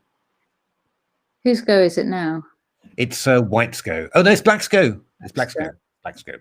But I mean, black is just going to wait. Take that one because you want to. Yeah. No, you're just going to stay still. So you're just going to play bishop b2, for example. Now, how is white going to do this? The problem is that white has is that I do believe that if you go f4, for example, let's bring up the bishop b2, for example, f4. Takes, bishop c3. Well, let's go king c7. We'll just keep on that one. I mean, eventually white will have to go b5. And king b6. Now, then I think you've got, maybe, can you be clever? That is the key point. Now, what I was going to say was that g5 takes. I think these are too close together. So black can actually draw this, I think. But I'm wondering, could you actually play this move? Okay. So if pawn takes... yeah, sorry. If pawn takes, I will go king e4. And then I'm just going to go g5, and you'll have to give up this this pawn. Then I'll take it. And these are far enough apart. I mean, these are just winning. You can't cover this with king and bishop. Okay, it's all right. Bishop takes. And if you go bishop takes, then I go g5, and it's the same story. So what I'm wondering about here is so maybe what I should do is should I bring the king to with this help at all? I don't know. For example, well, I think this might help actually. If I go b5.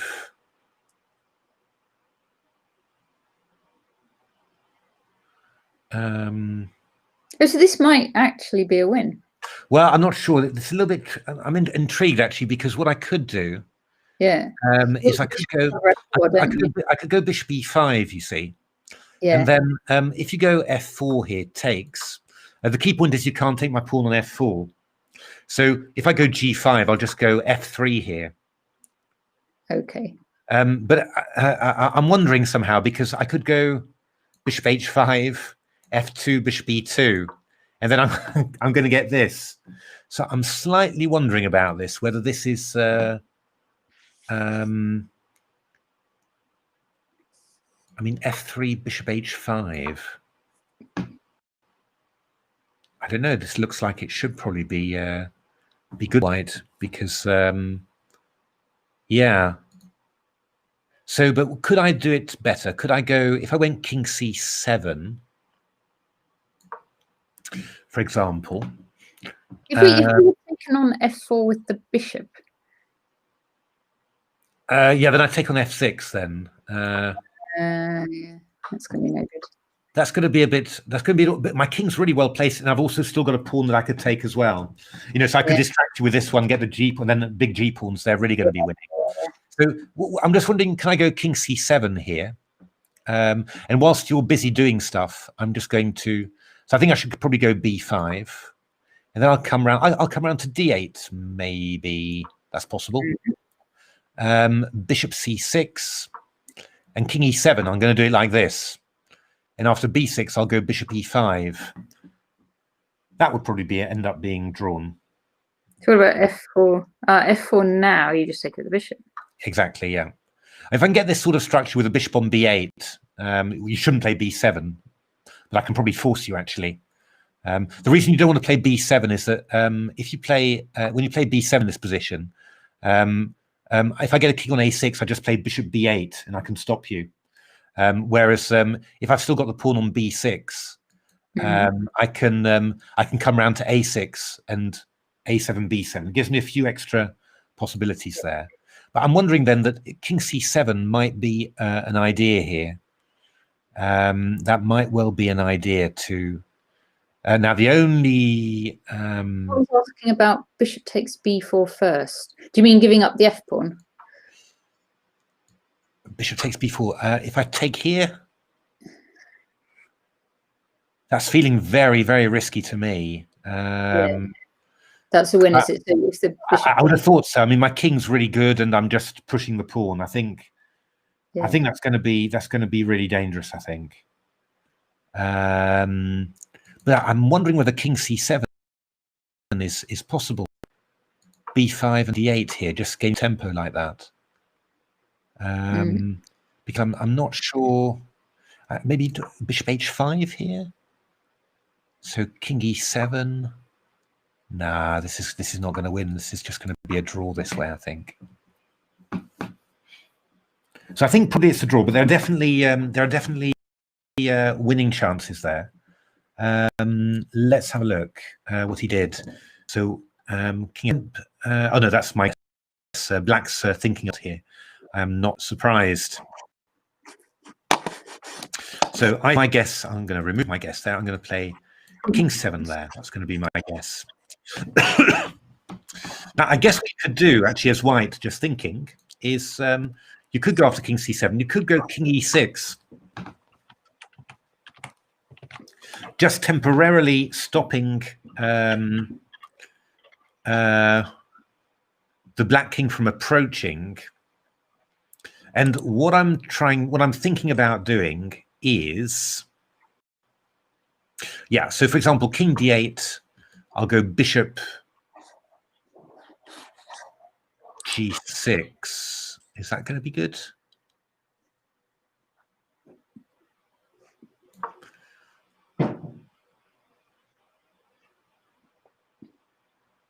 f4 for white immediately. That is probably going to be good, isn't it? Yeah. Yeah. f4 immediately after king e7 to split the pawns. Let's have a look. So if we get the king to e7, here, sorry, wait. So f4, I'm going to take them. The problem is here that, you know, if you go e5, I just, well, I could even just take with a bishop. And I think that you'll, I don't think this is going to be a win, is it? I'll play bishop d4 maybe, g6, bishop b5 again, king f8 to g7. I think then when your king's coming over to the other side, I'll just move this pawn down and queen it. I'm not sure. I'm not sure. It's a tricky one. This one. It's a real tricky one. Let's have a look. So chess queen Alice Lampard has beaten chess queen. What was happening in that game? That was chess queen. Oh yeah, that was. Oh no, wait. No, wait a minute. That was. Oh, Black was doing so well in this one. But you say Alice won, did you? Alice is Black. That's right, yeah. No, Chess Queen won. Okay. Alice L lost. Oh, such a good position there. But somehow, yeah. Oh, good Lord, blundered a rook away. Oh, poor thing. Oh, hard luck, Alice. That's yeah, played so well. Yeah, hard luck for that one. Let's have a look. What's happening on board one? So Raylin is better. So my goodness, there's a lot of draws are being offered here, I have to say, by the Black player. Oh, gosh, you would stop. You'd stop after a while, wouldn't you? Offering draws. I mean, you should stop after. Want to draw. Yeah, no, that's so. Looking at this position, it's a bit of a toughie, not easy to win this one. Actually, Julie is a very young player. She's only 10 years old. It looks like. Indeed, I think now she offer a lot of draws. I think. Yeah, I think actually White is probably still winning here. I mean, we should play probably King D3. That's excellent, and then go Rook E2 to E4, for example, and we can take the pawn, and the Black King should be cut off. I think yeah, I think Rook E2 now is the move, and then you go Rook E4, you take D4, and the Black King is cut off, and then you gradually get in. Basically, I think that that would be winning. So the big move now for Raylin there. That would be that would be very good. I think Rook E2 will be winning there. So we'll see how that goes. I mean, you could. Well, I mean, if you go Rook F2, then the king gets in there. I mean, it comes to the same thing, but I mean, this is the good way to do it: Rook E2, Rook E4, and then yeah, you should just be winning.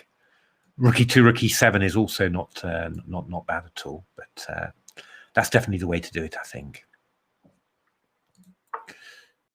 Oh, King C4, King C4, King C4 is a little bit risky there because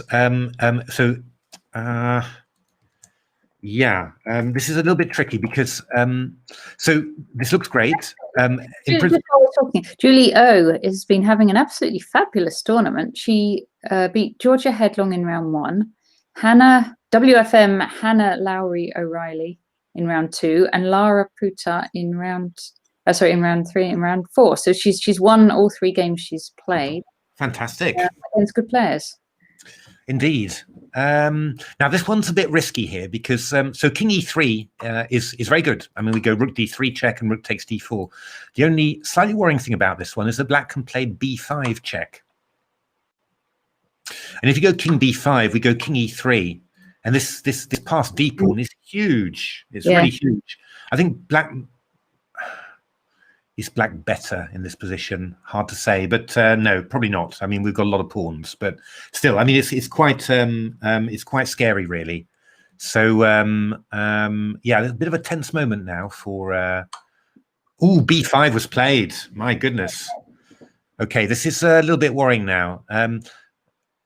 Yeah, I mean, King D3 is not really what you want to do. But then Black would just take in on F3. Yeah, but White is still better. White is still better there because after B5, if you go King D3, you go G5 there. Yeah. And you know, if King F4, you'll go Rook G2, and you get this pawn. And I mean, I think you're probably still conceivably still winning.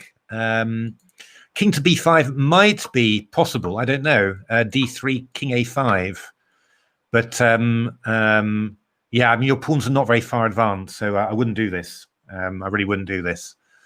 This can only go wrong, really. So, but it's going to be. Oh, King B5 has been played. My goodness, that is it's very tense. Okay. Oh my goodness. Okay. Come in now.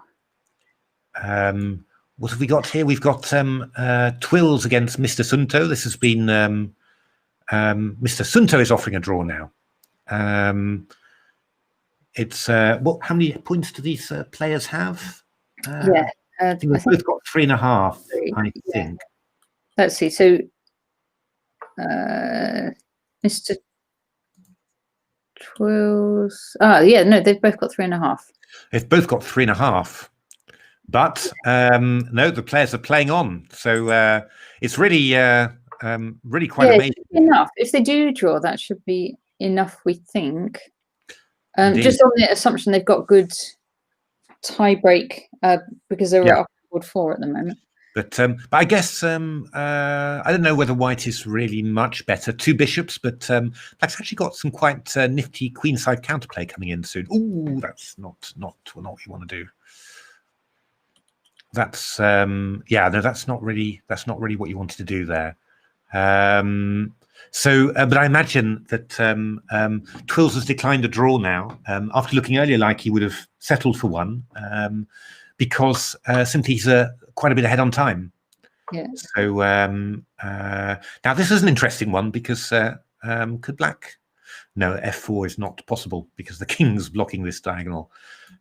So yeah, I mean white is clearly better now, I think, in this position. You know, just 2 bishops and the king is a little bit open, isn't it? The black king. Well, black doesn't really have a good spot for it. It's going to get a bit chased wherever it is. So yeah, I mean, really, I think black needed to play a move like b5 and knight c4 and start, you know, getting that queenside counterplay going. I mean, that was very, very important, I think. So I think some tense stuff happening here. Let's have a look. So not too tense for idle player. Looks like plenty of time on the clock and an extra piece and an overwhelming position as well. So that's looking very good for Oscar Idle. How is Peter Sauer doing? Well, he's done pretty well actually, in all fairness. So yeah, knight takes d5. Obviously, rook a3 is going to allow takes and then knight takes b4, which is just a good ending for black. So I guess that really white's got to play b5. I mean, that's got to be oh, okay, rook a3. b5 was really, I think, the only move that you could play now because black's going to take on a3 and take on b4, and that's just, a very good ending for black, probably winning simply. So. So it looked like Peter might turn it around. How is RockTroll doing? RockTroll is a piece up. Got to be a little bit careful. If knight d3, then bishop f8. Can we take on h3? We've still got that. We could do. I'd probably go knight e6 just for safety's sake, and yeah. but yeah, this should be winning for. So sensible. What have we got here? Imogen against Photo Chess was drawn in actual fact. Not in this position, I think, but in another position. I think that should work out okay for both of them. Let's just see. Imogen had she had 2.5 going into the round. Maria 3.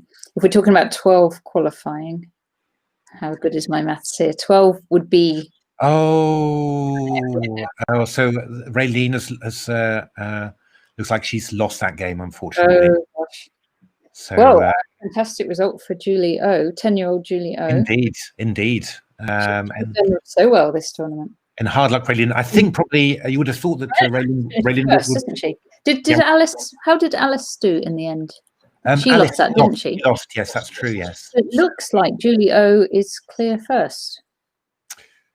Okay, fantastic, amazing. Poisonous mushroom, a name to watch out for in future. Let's have a look. What else have we got going here? Oh, Ifan RJ against Declan Shafi. That was a draw. So an amazing rearguard action there from Ifan, because that really looked like it was completely lost. I'd written that off already. Yeah, so Raylene has lost. Hard luck, Raylene. That was real shame after being a good game. Actually, you've had several, a lot of good games this tournament.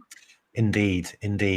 Now, what else have we got here? Twills against Mr. Santo is going on and on. Mr. Santo's definitely in a bit of difficulties here. Short of time, and we've got some threats like bishop e5 coming in.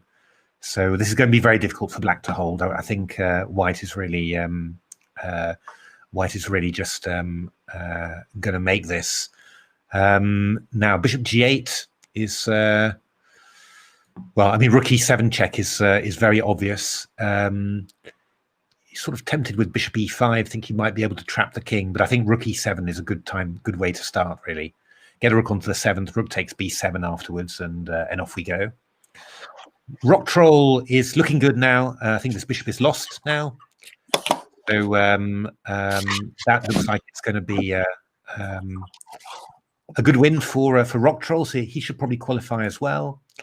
Yeah. Paul, and so this is board 7. Board 7, let me have a look. Because they could still be in contention as well. Let's have a look. Nat Paul 92. Yeah, he's up there. Oh, good lord, what is this? Wow, what a position. Incredible. So it's rook and 3 pawns for queen. But yeah, 2 bishops and a massive pass b pawn. Yeah. So I would imagine that black is probably better here, if not winning in actual fact. Wow. I wonder if that was a queen sacrifice. Looks like it, actually. Yeah, because white played rook f6 and black, well, was forced. I mean, mate seemed to be coming, but queen f6. So amazing. Okay, so white has played h4 here. That is a good move. Let's have a think. How would we do this? I'm claiming that that black is better, but maybe it's obviously going to be quite unclear. Obviously, if we go b2, then oh, I don't want to guess that really. Let me just get an analysis board up. So if we went to b2, then I guess we're going to take on there, or maybe even take first. Maybe too risky. Take here. Well, we gain these pawns, so that's what we want. But actually, after knight takes b2, we could just go rook a2 and pick up the knight like that, and that looks very, I mean, that looks very strong. What if hg there? We still just take the knight and hg here. You mean maybe after taking on? Okay, yeah, hg here. Yeah, or we can do it like that. Sorry, a rook a2, hg here. Yeah, I think I just take like this, I think. Yeah, and queen h7 is just a check. It's just a check, really. That's the problem. You know, yeah, it's a beautiful defensive structure, you know, just with the bishop covering here. So I think that b2 is simple anyway. Now, the only question is, can we do something whilst I've still got my knight? Can we do anything? So I could take there. I mean, if b1 queen, then queen h6 check is going to be mate. Check, this standard whack and whack. So probably I should just take on here. Yeah. And now what I'm wondering about is, could we do something like knight e5? Yes. So what's the point of that? The idea is if bishop e5, we go queen e5 check. Queen g5 check, which is going to be quite unpleasant.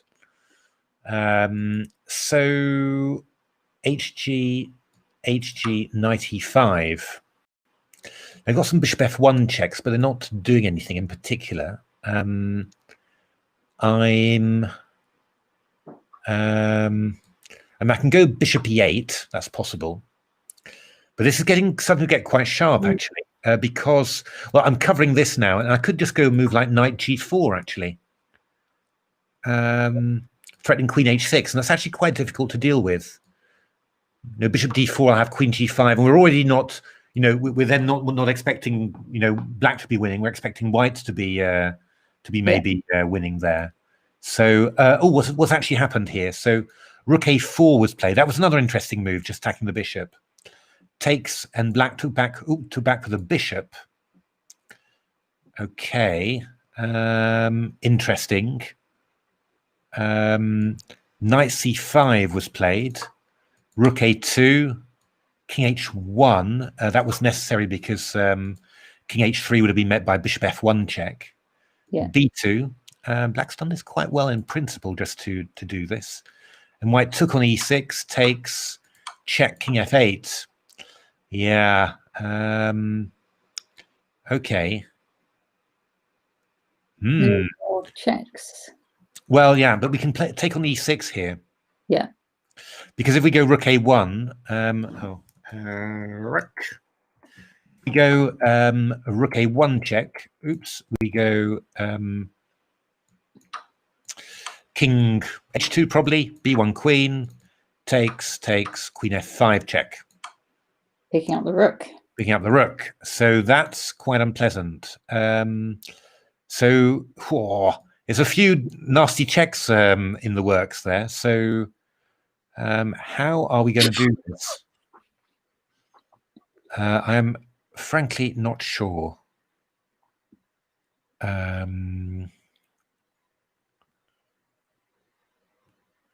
Well, I think maybe what we should do, we should definitely give a check there. Maybe after here, can we... queen f5 check is nasty. Everything else we can maybe defend against. So maybe I go... A rook f1. Yeah. F1, I cover queen f5. I'm protected by the bishop. And then the question is...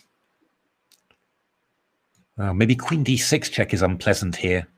Because king g8, I've got queen d5. Bishop b7, I've got queen b8. King f7, I've got queen d5. Yeah, no, that's not good. Ooh, my goodness, what's that? Is that queen e6 has been played. Oh, black's played b1.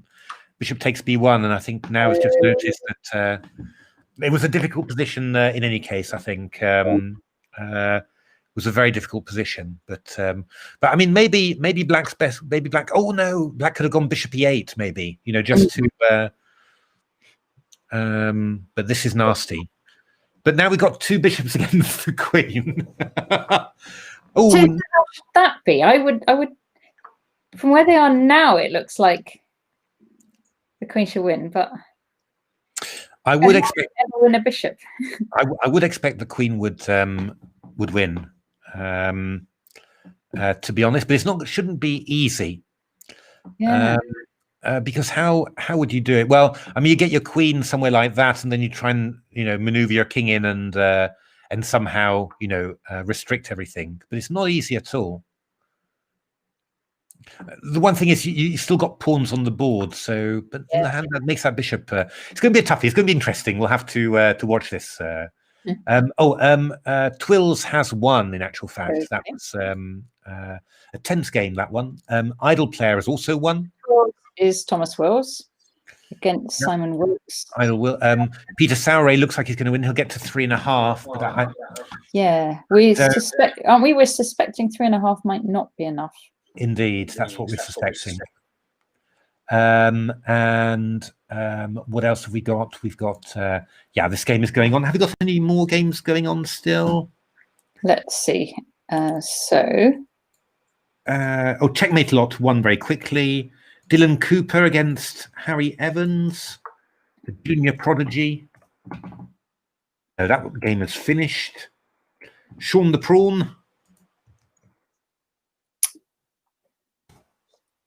That game is also finished. The Elephant doesn't have a result up yet.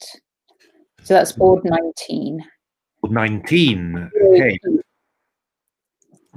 Speed Elephant, I do like that. This is the 9-year-old Latvian. Oh, no, I'm not getting anything for him there. So yeah, he's probably finished then. Yeah. He has finished then. Let's have a look. Fowler Dog against RockTroll. This should be winning, of course, for black. Not as easy as f takes g4. Not as easy as all that, but it will be winning. Tackling Monster, Peter Sauer showing. Oscar's asking to come on for analysis again. Should we do it? We can do that. We certainly can. I'm not sure about this one. We certainly can do that.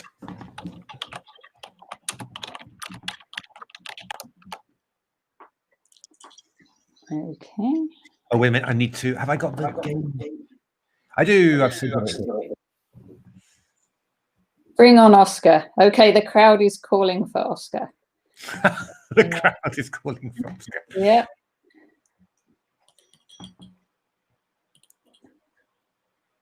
Yeah, HackAttack. I don't know whether you can draw with 2 bishops. You can't. That really depends where they are, and I'm trying to work out whether that extra pawn, whether that's a strength or a weakness, because it does give the bishop a nice little strong point outpost on G5. I'm really not sure.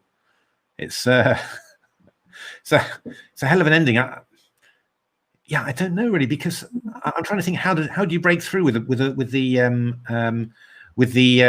bishops on F7 and G5.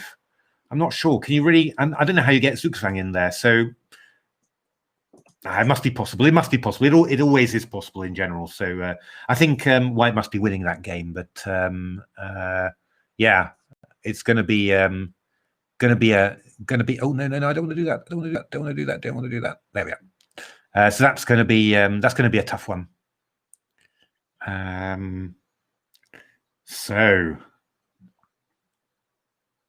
well, I've got Oscar's game there, so that's all fine when he comes up. Yeah, I think. I mean, it's actually tough for the king to get round here, right? Because it's those 2 bishops are perfect on these squares, because they make a barrier across here. Yeah. The king can't come in. Hello. Hi, Oscar. How are you doing?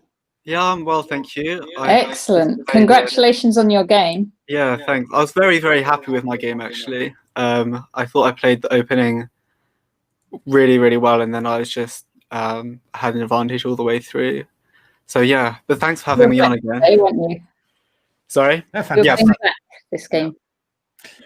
Let's have a little look. So White played C4, C6, G3. Was this what you'd been preparing? So you said you had to. I went away earlier because my opening preparation, like overall for Black, is not nearly as good as my opening knowledge for White. So I was preparing for both E4 and D4, and then I saw my opponent and found out that he was a C4 player. So I had to do completely different preparation after. But I spent a long time after that preparing against the English. So. Oscar, you'll be able to meet any opening next time, because you've done hopefully. C4. Yeah. So yeah, I played this Caracan defensive system. And D takes C4. Yeah. And then in this position, I was expecting castles. I think castles is the main move in this position. And then it was castles, knight BD7, knight A3. Yeah, that's possible. And then I have sometimes I have H5, H4 ideas as well. But he played knight A3. Yeah, I mean A4 is another idea. Yeah. A4, I think A5 probably.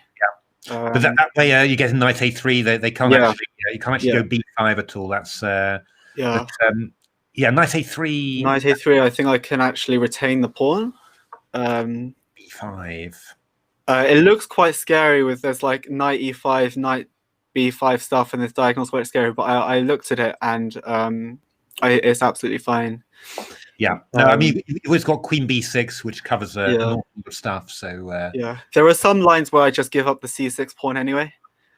Yeah, you can do this. Give up the exchange actually, even, and White takes on A8, and you take back with the queen. You've got great compensation. So no, as long as you don't try and hang on to the material all the time, then you're doing quite well there. So White played B3. Yeah, it's fair enough. It's the only slightly odd thing about White's position is this knight on A3, which is it's quite awkward. It is quite awkward. I mean, you just really want to play A4 really with White here. So it's going to have to come to C2, and then then it's So I play E6 because that's quite a strong diagonal for the queen, and then knight D5 is my only move here, I think. Yeah, knight D5 is a good one there. So bishop B2, and here I saw. So this is sort of. I looked at a few different variations, a few moves after this point, probably till move 13, 14. And some common things I saw like A5, B4, A4 kind of stuff after developing pieces. Also, so developing bishop to E7 and castling. And I also saw this F6 move in some variations when the knight comes to E5, and I think it's the best move here.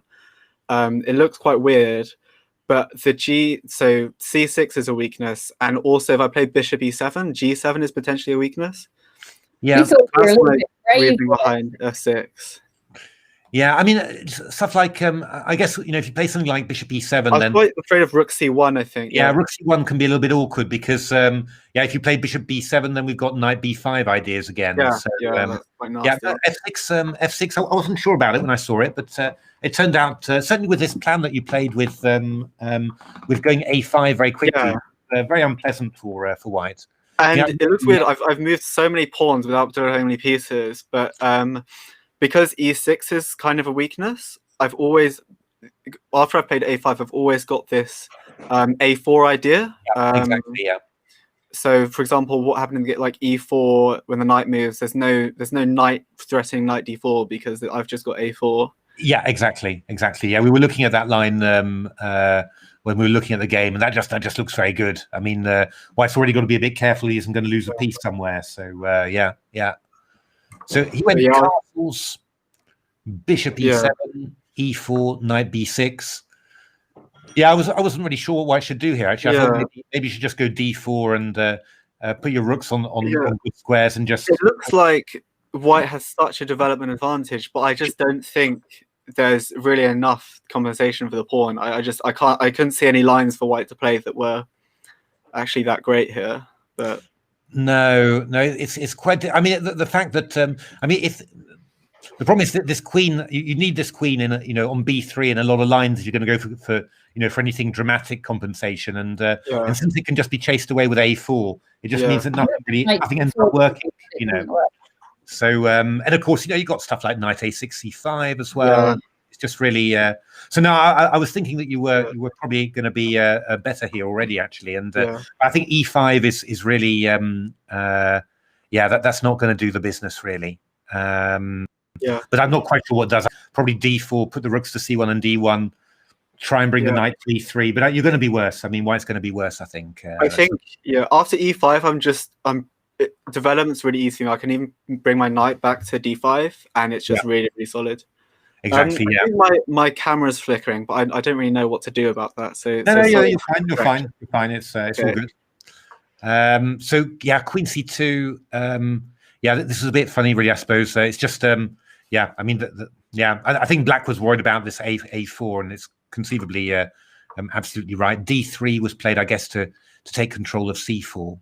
But, I wasn't. I was really confused by these moves: queen c2, d3, and then he played queen e2. Even I didn't really know what White's plan was. Well, I wants to bring the knight back, I think, but he was probably afraid of leaving the queen on b3 because of a4, and they want to bring the knight in. But of course, I mean, it's just really slow. It's really slow, and Black's position is nearing perfection at this stage. It's really, really good.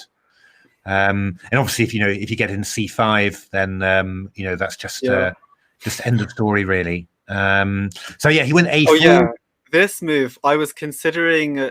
I mean, immediately I think, okay, b4 just looks winning. Like I've got a pass pawn, but then I noticed actually my opponent can't even take on b5 because then I have two connected pass pawns. So that's how I found the move knight c5, and you can't really defend the pawn on a4. No, so that's a very good move. I mean, after this, good lord. After this, you are really just you got everything that you want. I mean, bishop on b7 is active now, and your pawns are coming right down.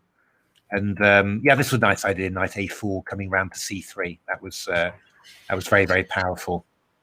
It's I mean, White, whatever White does, all this stuff is just marching through here. Of course, b4 is nicely protected by the bishop on e7, so there's not even any tricks there. And there was one thing I think actually, I can't remember what position. At some point, Oh, okay, not now. After knight c4, I was thinking there might be some threat of bishop d5 and then knight b6. But actually, after bishop d5, queen d5, I'm actually threatening checkmate. So there's no fork, unfortunately, for white. No, even so, I would be fine giving up the exchange anyway. I mean that would with these two connected pass pawns, you can do a lot of stuff. You can really count that. It's the knight d5 was nice actually. That's good. Just so that's to stop any knight d6. So knight d6. If I take with the bishop, then the pawn on b4 might be hanging in some lines. So without the knight b5, so that just stops any knight d6 ideas. Yeah, and this b3 move's very powerful as well. I mean, the bishop on d4, not. So that's my big threat, which my opponent actually missed, I think. Indeed, I think. Although, I'm not quite sure. I wasn't sure what it was to do. To be honest, it was quite difficult by then, and this just ended up being, I think, everything any black player could ever desire. Really, that was really, very, very, very strong, and too many threats.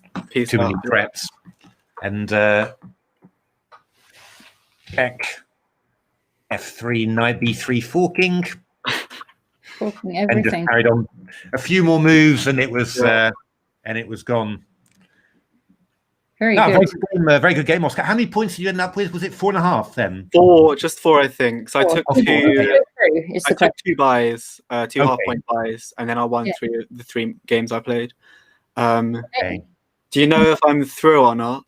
Well, we're going to ask you that. So HackAttack saying if board 7 is drawn, there'll be exactly 12 players on 4 out of 5 or higher. So we want board 7 to draw, and then 4 will be enough. Okay. So if board 7, if one player wins on board 7, someone is going to. Is that the queen and the bishop? Yes, on board 7, that was.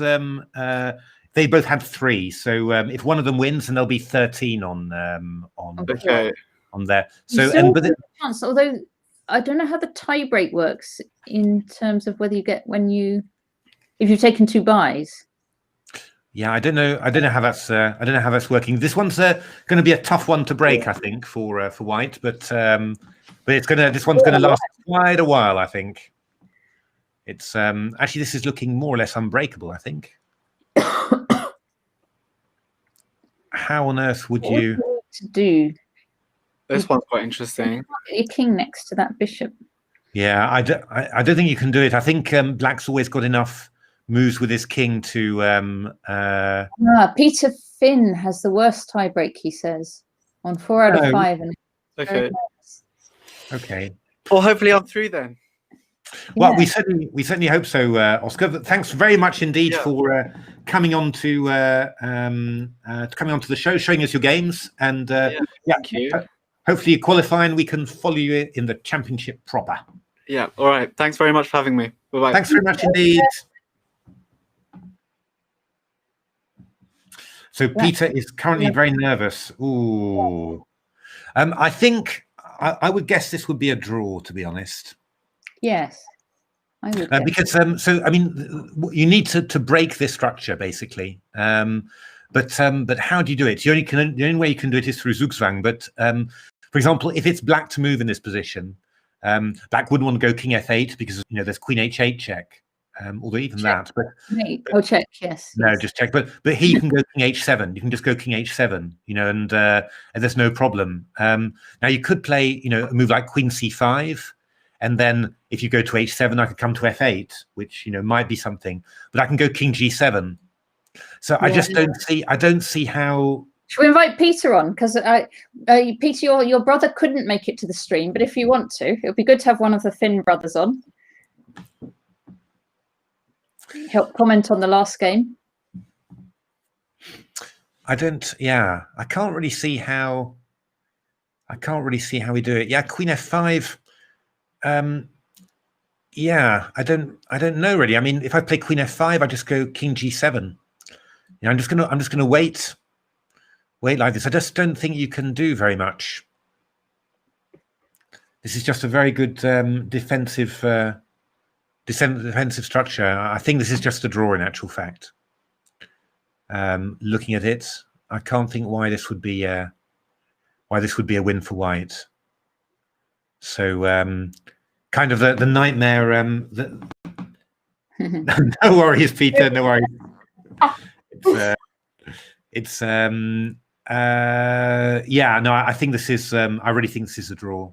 I don't think there's anything that white can do here. I'm even kind of amazed that white managed to get his king to d7, to be honest, because it was looking kind of impossible. But is Peter Sauray still going? Peter Sauray, he was. Yes, yes, he's still going. He's not winning. Oh dear me. Yes, no, that has all gone horribly wrong. I mean, white just waits on the 7th rank here, and I don't think there's anything that that you can do. These pawns are just too far back there. So swap off rooks. Well, indeed, but how is the question? How can you just put your rook on the 2nd? They're going to put their rook. I'll give a check and then take your pawn there, and you're never going to be able to. Yeah, I meant when the king was back on f8. I guess the rook could just come up to b6 anyway. We go to b6. That's right, and then we've got this little Hoover here. So yeah, no, I think I think this is a draw. I think this is a draw. So yeah, and this one I think is a draw too. I don't see how that's. I don't see how that's working there. Yeah, I can't see how you'd make progress because you can't really bring your king in any closer. No. I mean, black's just going king g8, king g7 in general, and if you put the queen on this diagonal, yeah, I just go to h7. Ooh, that's a bit. Why would you do that? Unlucky, Ellen. But you have qualified, I would think. So it's all good. Yeah, you'll get to play, but hard luck with that one. That was really. I'll send you a link.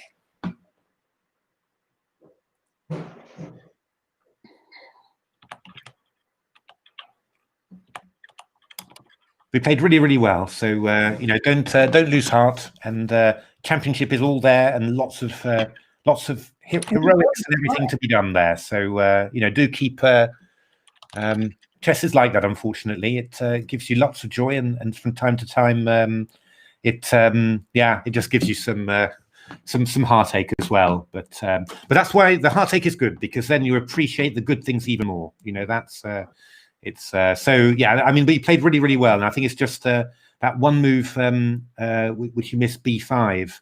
That was the only thing, and apart from that, it was you played really, really well. So don't just still lots of enthusiasm and courage for the finals there, because I think you're going to have a great time.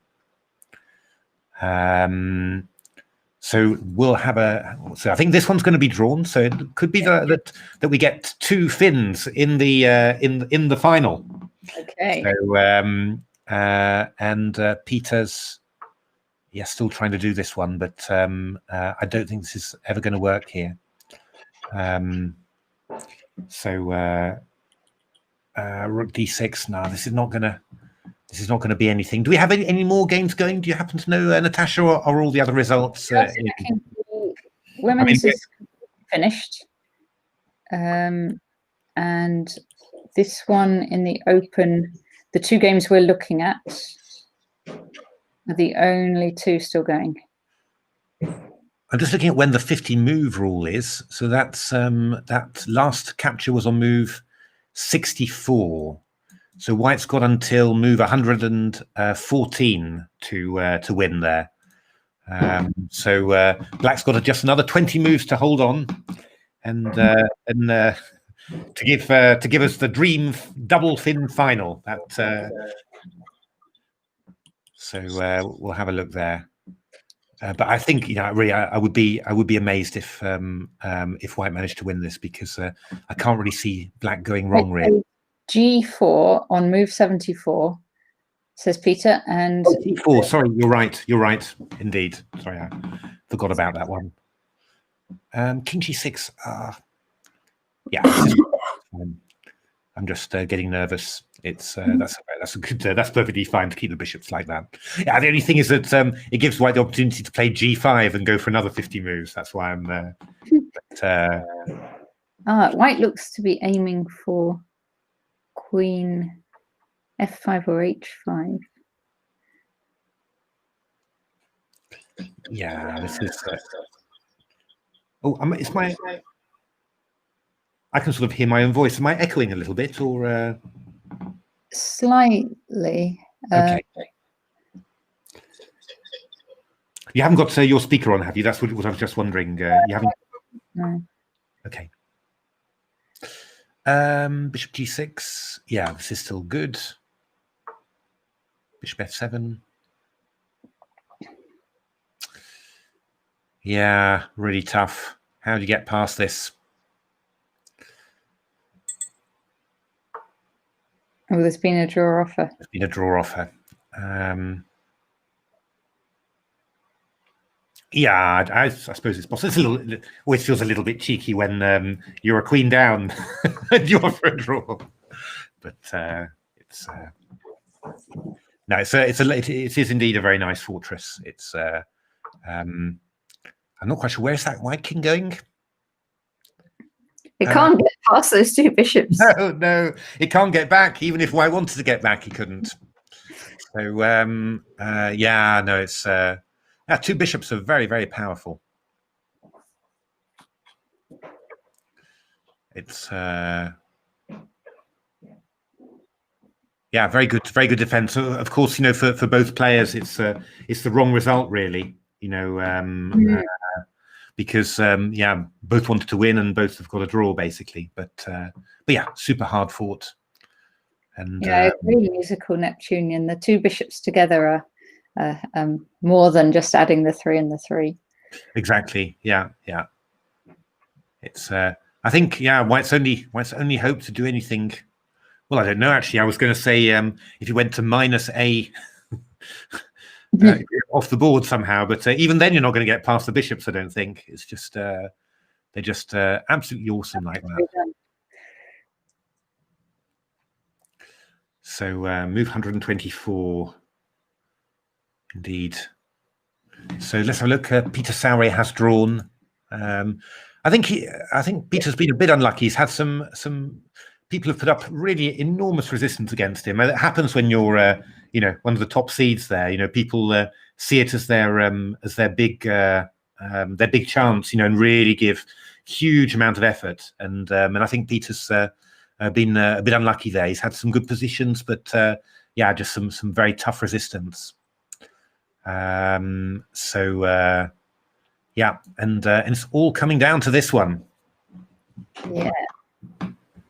Will it be a draw? It looks like a draw. We can't see any way for it not to be a draw. No, I mean, Black's got. I think it's hard to see a way for Black to go wrong, I suppose, really, because you know, you can play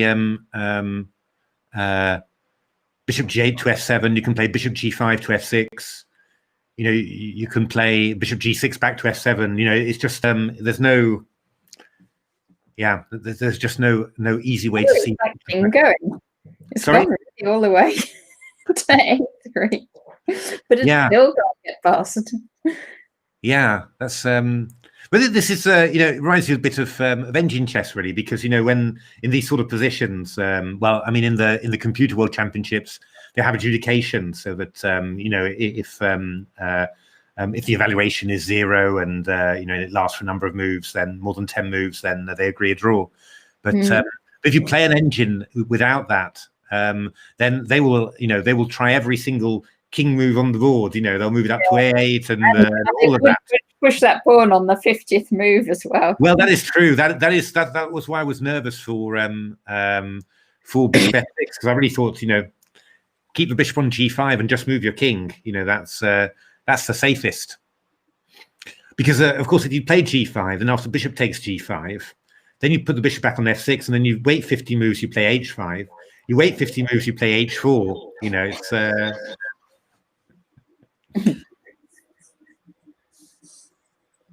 yeah. The king. Oh, we used to play. What was it? Where you cylinder chess, where your king can come off the A file and onto the H file. Even then, right? Say you could come off A3 onto H3. Isn't that still a draw? It's still a draw. Yeah, it's still a draw. But maybe you could bounce. Could you bounce? Yeah, I don't know. I don't think I've played cylinder chess. I played. Even if the king could get past, I mean, there isn't really anywhere. No, there's nowhere good for it really. It even helps. It's if you could get that king onto F5, but they'd just check you. Yeah, I'm trying to think of all the Oh, he's checked. You didn't need to check. You could have just. Doesn't matter, I suppose. But there was I was thinking of all the variants, you know, that you could play that and whether they'd help. You know, there's capture your own pieces chess, but I'll tell you one. There was refusal chess, where you're allowed to say no to the first move your opponent does, and they have to do something different. Even that, though, right? Would not be. It would not be enough. It would not be enough. No. What you'd have to do in refusal chess is fork the two bishops with your queen, take one or take the other, and then refuse the king recapturing your queen. So that could be enough. Okay. But this position here, if you're playing refusal chess, you could actually win now. Okay, that is true. Although I mean, I could play. You could go queen g takes g5. I go bishop g6 and then refuse you moving your queen. So. But I've got two different moves I can move my queen to, so I'm okay. Oh, okay, right. Yeah, I can't refuse a piece move. My moves would be either queen takes g6, takes h6. It's I didn't play cylinder chess. I did play once with Chris Howell, good friend, former team captain of the Maidstone team, and a fellow Arsenal supporter, unfortunately for us. But we once played in the back of a car in Puerto Rico. We played a vector chess, which apparently was big at Cambridge. I don't know whether you ever played vector chess. How does that? But when you put a coin in the middle of the board, and somehow that sort of twists the movements of the pieces. So it was very complicated. I didn't really get it, to be honest. But that might be my sort of thing, but I don't remember vector chess at all. Atomic chess, yes, you can blow up pieces. I've played atomic chess, but I didn't enjoy it very much, to be honest. I thought that was I didn't like losing all. There was one with the coin in the middle of the board, which was and that was the square. You could move you move a piece and then you move the coin. And then you can't play onto the square with the coin. Exactly. Yeah, that was quite cunning. That's quite a good game, actually. Yeah. No, I have played that. Yeah. So, because you keep on black plays g6 and you drop the coin on g7. I got some recollections of playing it with Ali Mortazavi, who was, of course, very good at it.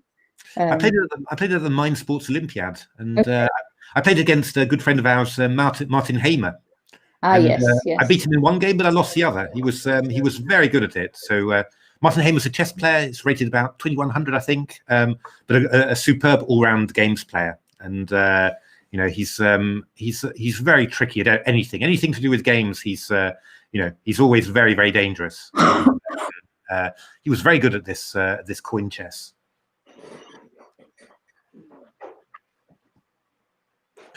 So another 10 moves. Who won the variants? Was that Etan?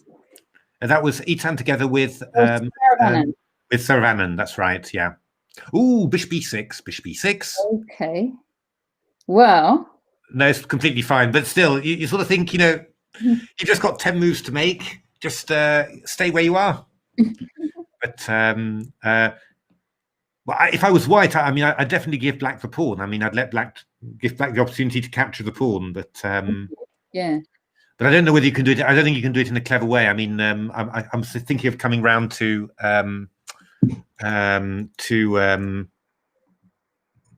Chinese chess. You see, now that one I haven't. You know Chinese chess, don't you? Yeah, I know Chinese chess. Yeah, Chinese chess is very good. Japanese shogi I've done, but not Chinese. Yeah, Chinese chess is a really great game. It must be said, but it's a bit weird with a river and only attacking pieces. But and it's very difficult to mate because stuff like your knights don't jump over can't jump over pieces, you know, so they can be blocked. But oh, did you really? Gawain Jones, thank you, Danny. Gawain Jones won the final against Lexi Shirov to become European Online Blitz Championship. Fantastic, congratulations. Gawain, huge congratulations, Gawain.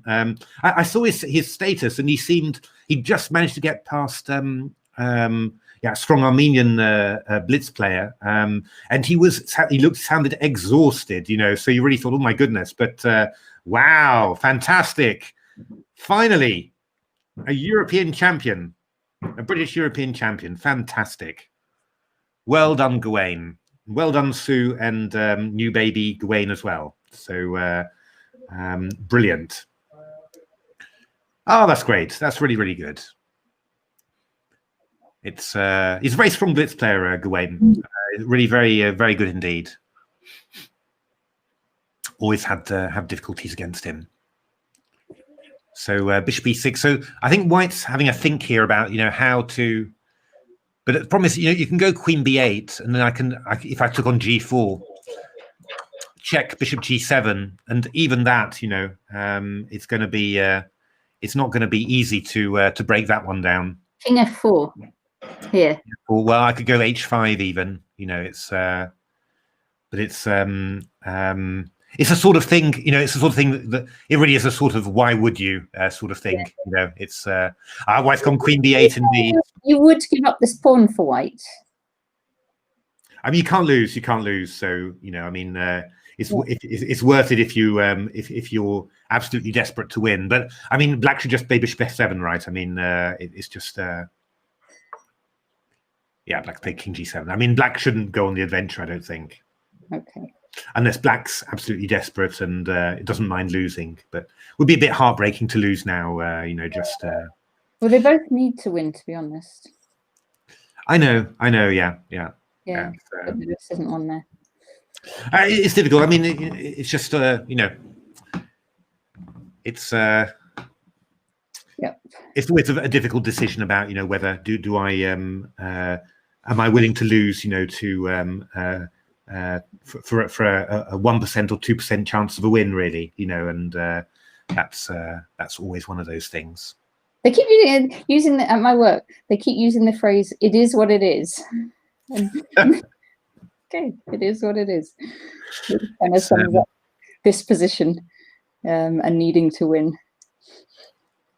Yeah, I mean, I guess if I was White, I'd probably play g5.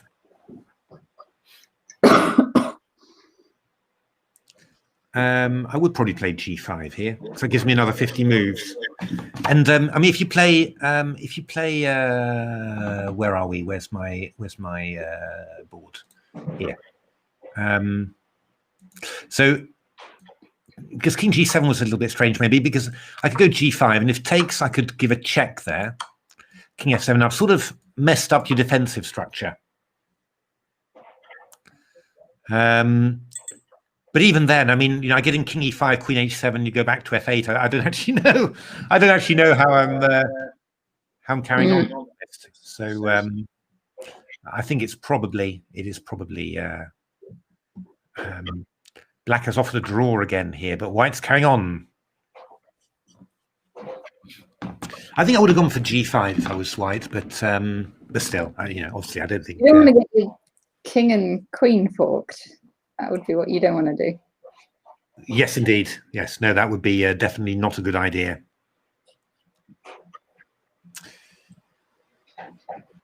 So,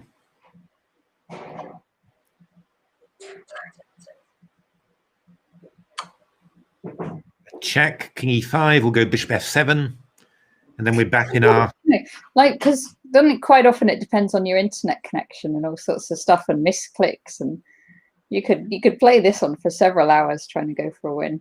Well, no, of course, yeah. I mean, things can go wrong, you know, in the internet. Absolutely true. You know, I mean, but yeah, I mean, you know, Black's a strong player. Got a 2147 rating on chess.com. So, you know, it is quite unlikely that this one would go wrong. But it's never say never. I mean, bizarre things do happen. I mean, the thing is, 15 seconds increment is quite a bit, and it's, you know, it's building up by now. So yeah.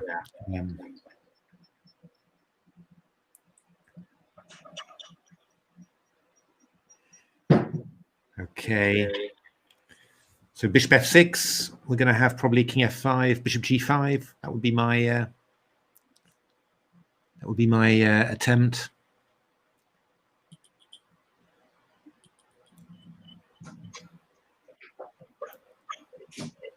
King g8 would be the very safest, because then you know they're not going to get another 50 moves.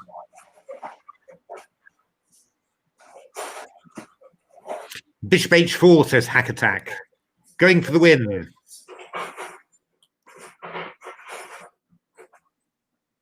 Indeed. I was wondering if either of them are juniors. They're both born in 1992. Bishop h4 indeed. Cheap tricks. Ooh, scene, king f5. So bishop g5 now. Or bishop f6, whichever one you want. Lovely.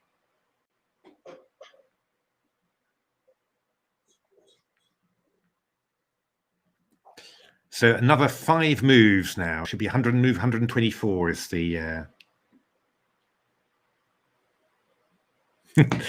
Oscar looking for the right coloured bishop for the rook's pawn.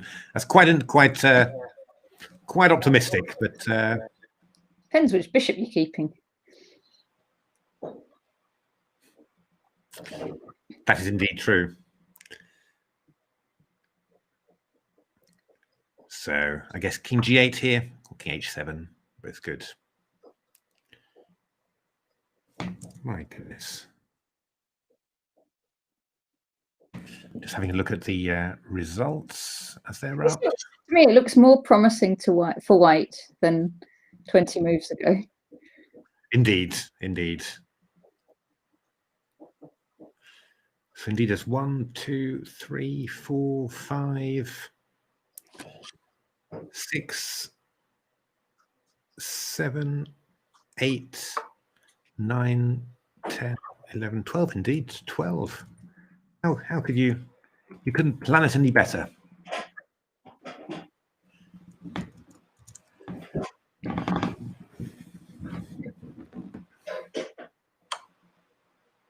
Oh, that's a little bit strange. Why would you go there? But okay, still good enough. But oh, no, queen c3, or queen b7 maybe. King g8.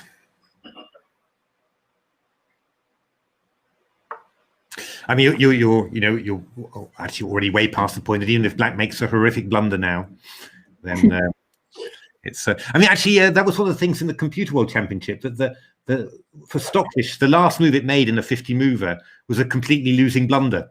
so it would always, it would just play queen f6 check or something, and that would be the final 50 move. Oh. Wow, Stockfish has a sense of humor. Fred Rainfield book in 1983. You see, I also, Musical Neptunian, also read a Fred Rainfield book. I think I read one in 1984. And wait a minute, but what was it called? Because I was visiting Australia and I read 1984 in 1984, but I also went along in Sydney to some of the chess clubs, and they said, read Fred Rainfield. And I did, and it was really, really good. But I've forgotten which book. Oh, good Lord, White's just like simple one. White's time flickered there. It looks like you almost got disconnected. Oh, that's what they're playing for. Huge coffee table book with pictures. That's not the same one that I read, but that sounds nice. Okay, we have one more game. Yeah, he wrote a lot, 20 books. One more move. I think it's a draw by 50 moves. Okay. So, Peter Finn, I think. Yes, well done. Well done. I think that's really worked out like that. So it looks like 12 people are going to go through, and that 4 really was the score that you needed. So well done, all the qualifiers in both the Open Championship and the women's event. And yeah, I mean, thanks for a lovely day of chess. We will be back.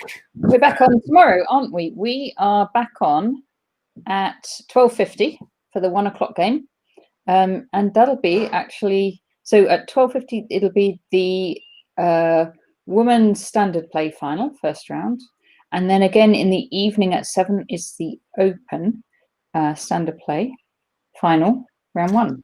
Indeed, we'll be in the evening there. We'll be seeing Michael Adams in action, so that's going to be a real pleasure to see. And yeah, I mean, it's going to be a great day of chess. So looking forward to seeing you all tomorrow. Thanks very much for all your chat, all the interaction was really nice. And yeah, thanks for watching, and see you tomorrow. Thanks very much for watching.